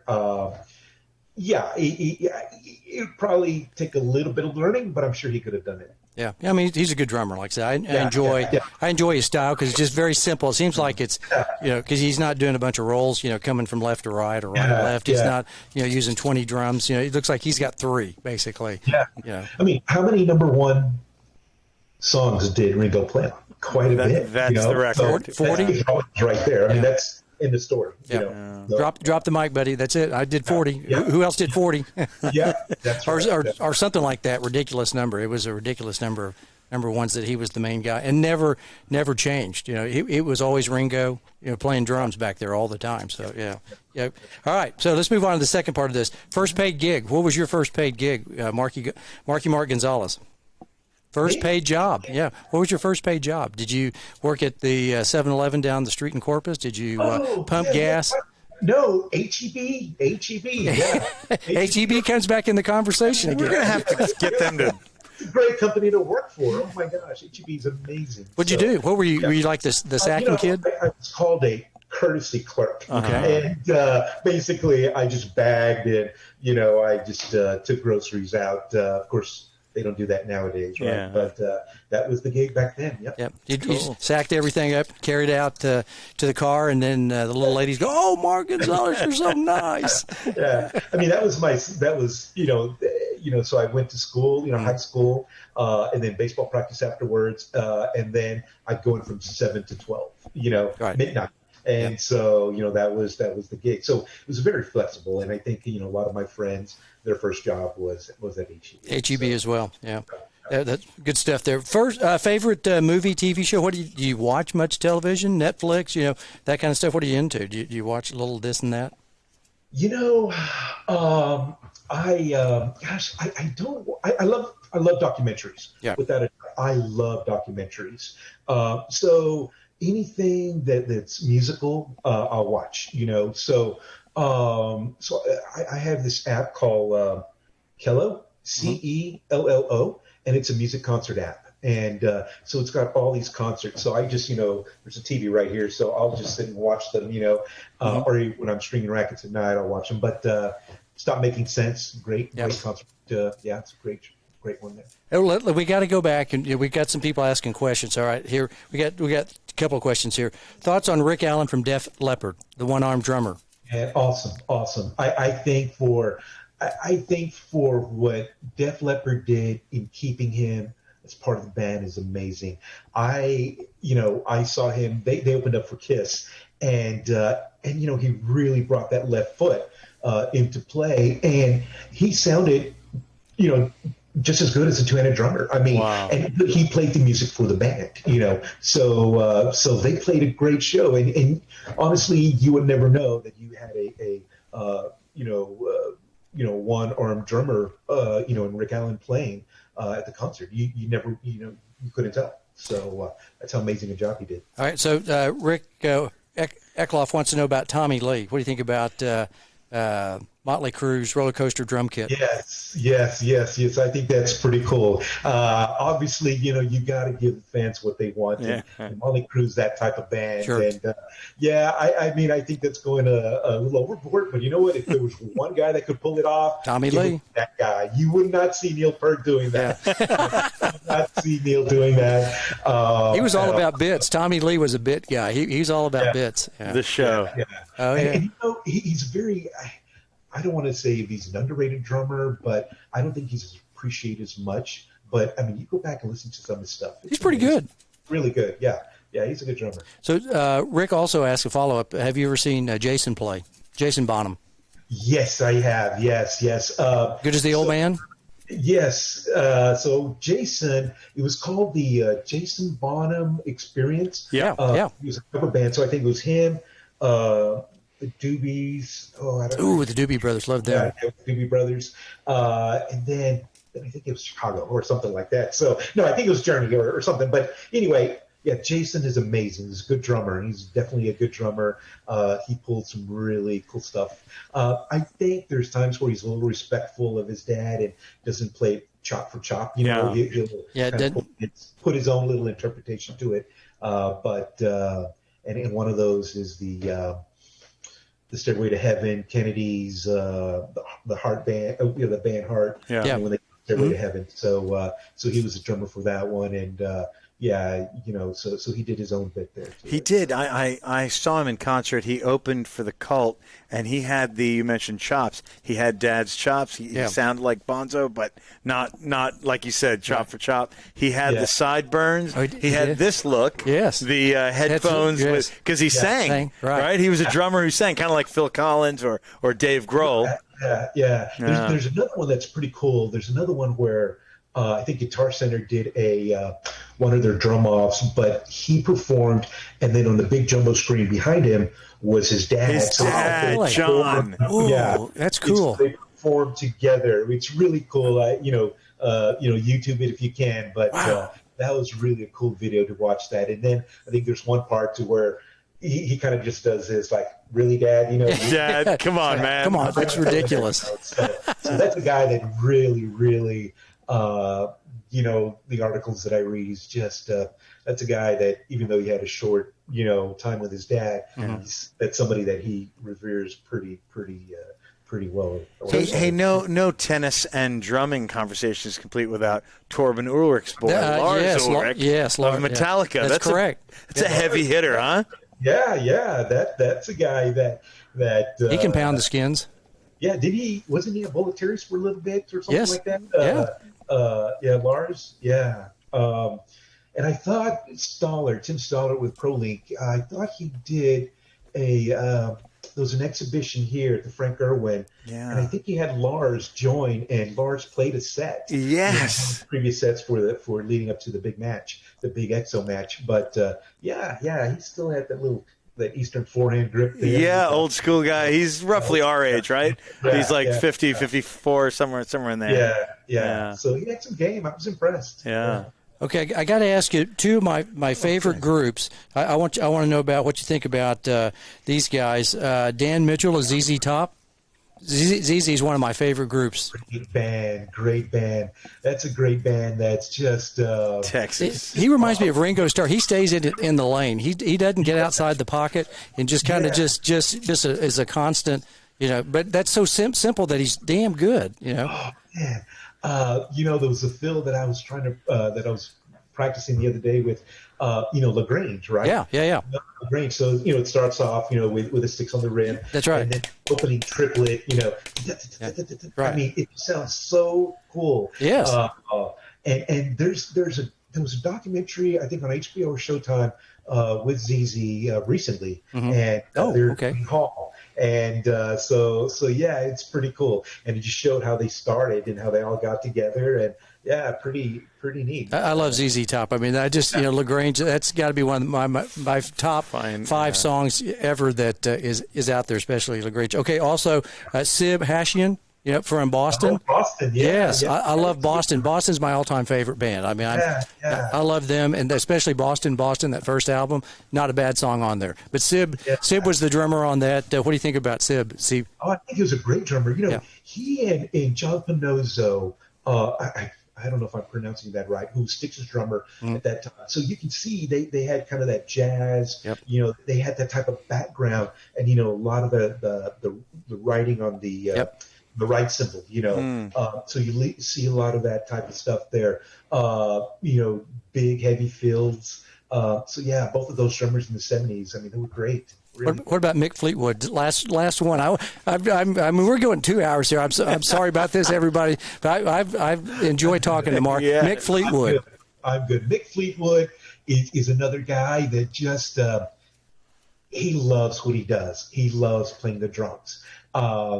Does he have any fills that stand out or anything like that? Probably doesn't, but you know what? He's got a pretty good music catalog, just like Ringo. Oh man, yeah. Out there. So yeah, and he kind of had to hold everything together, right, with the band. Yes. But I tell you though, I would put that drum bass combo up with anybody. Wow. That would be John McVie and Mick Fleetwood. I mean, you take those guys. I mean, those guys are just locked. And I'd put those guys up against anybody. Oh, that Rumors album in Oklahoma City at Putnam City was played many a time on an 8-track in cars all over Putnam City High School. Yeah. No, those two guys right there, as far as being the backbone of the band. I mean, those guys were really, really. And when they brought Lindsey Buckingham on, and I mean that was an interesting. I've watched some documentaries on that group. Boy, what a dysfunctional group those were. Oh my gosh, yeah. Man, I think everybody dated everybody. Basically in that band. One time or another. Lindsey and Mick. Maybe.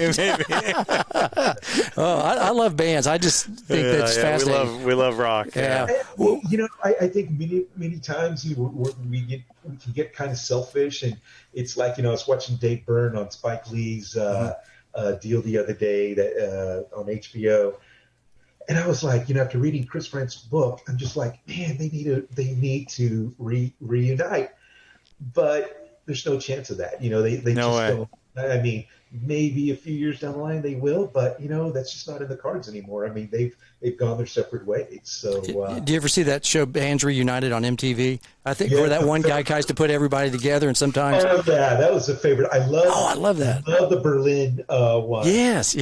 Rod Learned, the drummer from the first album. Yes. I love that one. That's a great one. Berlin's another favorite band. Yep. Rich Flores from First Serve Tennis. Oh yeah. Rich and I big Berlin fans. I love watching those, and you see some that want to do it, and others that just like they can't get. I mean, a couple of times they go, "I'm sorry, we just couldn't get them together." They just there was too many hard feelings. They couldn't bury the hatchet. They were still using the hatchet on each other. But it was some of those bands that we grew up with. And I was sitting there, oh yeah, whatever happened to those guys? We hadn't seen them in 20 years. Kajagoogoo, yes. Yeah. As a matter of fact, my Wi-Fi cloud here in the neighborhood, the residential Wi-Fi here in our house, the cloud is named Kajagoogoo. So just kind of seeing if any of my neighbors or 80s fans out there. So what's that guy's name? Lamal? Is it? Lamal. Yeah. And I tell you, Nick Beggs, the bass player, phenomenal bass player. I mean, the guy is talented, really good. And you should check out some of his solo stuff. He's really good. But really, even the bass line to Too Shy. The bass line is really good. I mean, That is, yes, I remember that. Yeah, it's a great bass line. John Taylor from Duran Duran, another great bassist as well, and that's a band that I saw. And of course, let's not forget, I kind of am a big fan of Nile Rodgers from Chic. Oh, amazing. yes. This is awesome, So yeah, no doubt about it. I'll definitely put some Tony Thompson with some, some Chic back there on the cans to play along with. But yeah, that's a fun band. Yeah, Nile Rodgers. You mentioned you don't. It's not that you dislike today's music, but Nile is like a lot of these artists we're talking about. Hip hop is so huge now. Nile's involved in that as a producer. He's done work with Daft Punk, and you mentioned Blondie earlier. You'd have to say Blondie was an early rap artist too. Like she was friends with all those guys, Fab Five, Freddie, and Chuck D. All those guys love some of these bands. Yeah, Grandmaster Flash. What else about Nile Rodgers? Yeah, I mean, obviously, the Duran Duran albums there. David Bowie. Stevie Ray. So no, I don't think he produced Stevie Ray. He brought Stevie Ray in to play for David Bowie. So yeah, my bad on that. But yeah. There's a great documentary going on. I like the Go-Go's, from the 80s, the all-girl band. Have you seen that on? Yes, I have. Yeah. So what was it? Gina Shock? Did you? Yeah, she was. Shock, she actually plays some pretty for the Go-Go's. Okay. Yes, I mean. Yeah. She had that kind of surf style. Yes. Drumming, So and Kathy Valentine, the bass player, lives here in Austin. Yes. And really? Yeah, there was the choir of the children's choir of Barton Hills, and I think they did something on YouTube, on Facebook the other day, a cover of one of the Go-Go songs, and I think maybe it was "We Got the Beat." Yeah.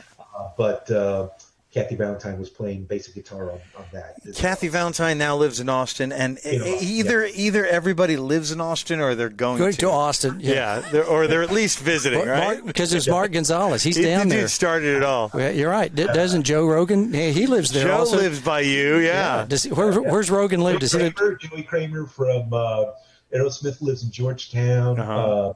Terry Bozzio did live here at one time. Really?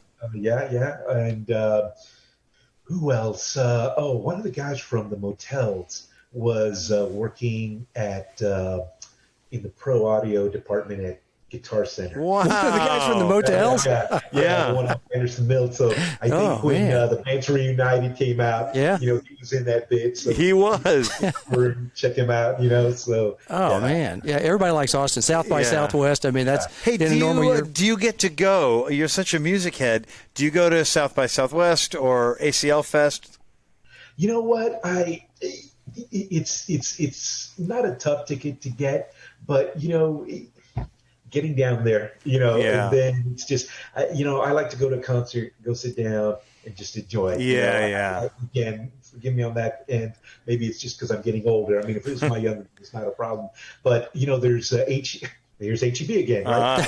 It's their event center. It's now called the HEB Event Center. So that's got a nice little horseshoe arena there. It's some bands like Molly Cruz played there. I saw Styx there with Don Felder. So that's a very nice arena, to go watch concerts, because every ticket in the house is very good. All the seats. So I miss concerts now. For sure. They'll happen again soon. Disappointed that I bought Rolling Stones tickets this past year, for May, that were going to come into Austin, and then obviously canceled. So hopefully, next time they come around, I'll get to see them. The Stones, did you say? Stones, we better hope that it's got to be soon, because those guys, we don't even push an 80 mix out there in a wheelchair. And something else I really like to see, which is really cool, and which I really think music is all about, is Daryl's house, live at Daryl's house. Oh yeah. Do you ever see that, Daryl Hall? Right? Yes. Daryl Hall. Before it started at his ranch house there, and they bring in musicians, and they would play. They'd cover some Hall & Oates songs, but they would cover some of those songs from the visiting the guest artists there. But those are just musicians that are just like talk about our garage band. I mean, those guys are just having a good time playing music, but they're doing a very good job of it. So Tommy Shaw just recently played Blue Collar Man there. It's really good. You got to watch. Oh, really? Yeah. Wow. Yeah. So one more drummer, and then we got to have Mark back. Yeah. We got to have Mark back. I mean, Don Henley of the Eagles. So do you like his style? And then I like the fact that he could sing. He's Phil Collins once again. He's out there singing, hitting the skins at the same time. I don't know how people do that. That's just so fascinating. Yeah. So you like Henley? Yeah. Henley's a good drummer. He's another one that played for the music, but especially when you sing. Now, if you're talking about, hey, Mark, who's your favorite, drumming vocalist? Well, I'd have to say Phil Collins, by far. Right. He's just amazing, and he was a great drummer to begin with, especially from the early Genesis days. Yeah. But I don't think he's playing much drums now, just due to his back, and I think he's now without Glenn Fry, obviously, he's come up to the front and help take over the mic on some of those songs. Yeah, because I mean, they're such an iconic band, the Eagles. I knew Henley. They just had so many. He's up there with Ringo, kind of in that. They probably got 30 songs maybe that are number one. You're kind of like, oh yeah, I forgot about that. Or I forgot about that. That guy was right there. I think he was their main guy all the time. That they had the big hits as well. I mean, there's so many fascinating groups and things that I just find. I start talking, and I just like, oh yeah, I remember this guy. And we've been 2 hours. We've had a few people go, you've got to be a repeat guest. Repeat guest, yes, for sure. Yes. We're getting the comments. Yeah, we're getting the comments. Would that be okay? I mean, we hate to go. We're at 10 o'clock right now. We've already talked. Let's do it next spring. How about this? We'll do a Wednesday night. Yes. When you have more to divulge. Yeah. Then my prayer is that you are going to the Oz Open in late January. Are you? No, I won't be attending this year. You won't? No, I won't be attending this year. So okay. Hopefully I can get the call for 2022. Good. So let's do something in the spring. Well, maybe in January he can tell us a little bit about the inside. Maybe prior to the – because I think they're going to do early February. I think they pushed it back. Yeah, they pushed it, yeah. So maybe late January we can get you back because I've got this many more questions to ask you, we got to have Mark. some fun. Yeah. we haven't got to hardly any of the questions because we got stumped. I'm glad. He is so technical, and we wouldn't have had that drums discussion with anybody else. Marco, thank you. It's so fun. Last before you go. Yes. So we're going to be invited to this big dinner that you're throwing the Gonzalez's at your house, and so 4 drummers that you would invite at least or more, maybe from history. And these can be drummers or tennis players. Yeah, drummers or tennis players. So let's have like dinner for 8. Yeah, okay. Dinner for your wife and you. Yes. These 2 guys. Maybe Stanley. Who else? Who would you invite to the soiree? Okay, so let's go drummers. You know what? I would invite. I'd invite John Bonham. If he wouldn't tear up the house. I would say Keith Moon. Probably not. Keith Moon, the Who. He'd be throwing stuff out the window, right? Right. I would say, you know what? I would bring Neil Peart in. Okay. To their schools, and Neil was different in the sense that he wrote a lot of lyrics as well. Yes, right. So, and then tennis players, Nick Kyrgios for sure. Oh, Nicky Kiggs, love that man. I definitely invite him, man. He'd be one, and then of course, man, Yvonne Lendl. Oh, yes. There's probably not much to say from his end, but you know what? He can be. I've seen some of his interviews, and they're pretty good. So interesting. Never had Yvonne Lendl break into the 68 podcast. Yeah, Yvonne's never been invited, so now he's invited to the. Thanks for doing that. Yes. I love Lendl. Yes. Yeah. So I definitely go back and watch a lot of those U.S. Open finals.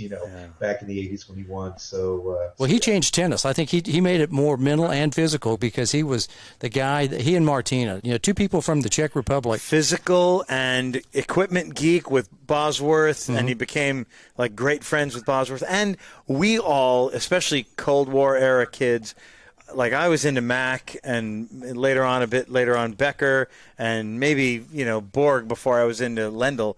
But now you watch an interview with Mats or Boris, John, and Lendl's the star of the show. He's hilarious. Yeah. Yes, he is very good. Let me look. I know we're out of time, but my heart is Yonex 110%. Oh, sure. Yeah. But this is just kind of reminder right up here. This is my office up on the top. Oh, yes. Oh, yeah.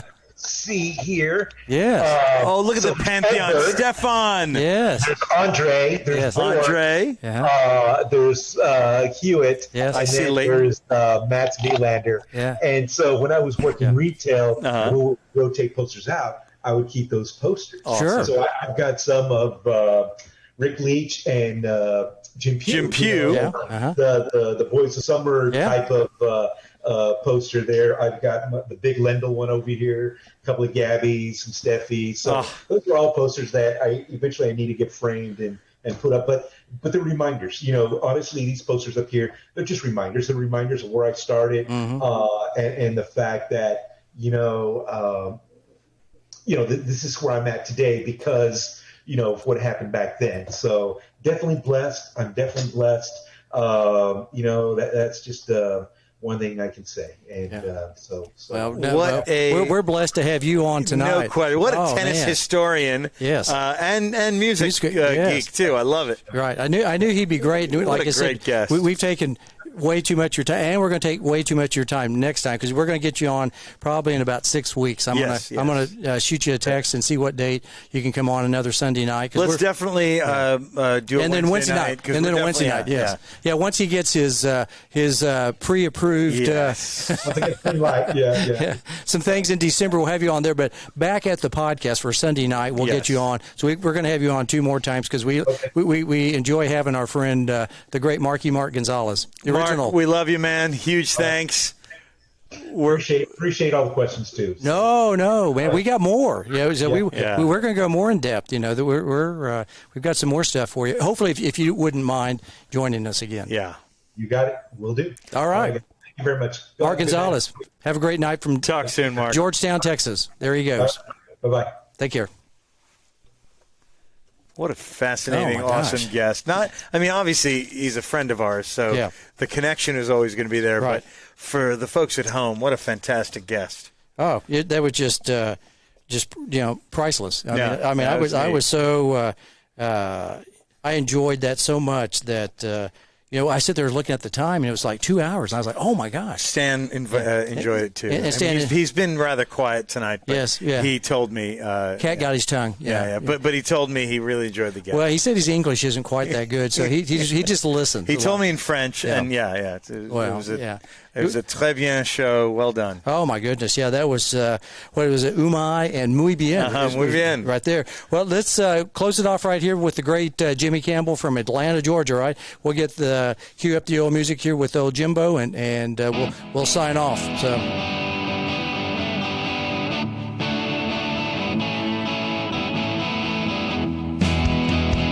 Thanks for listening, everybody, to Season 1, Episode number 6A. Hard to believe, isn't it, right?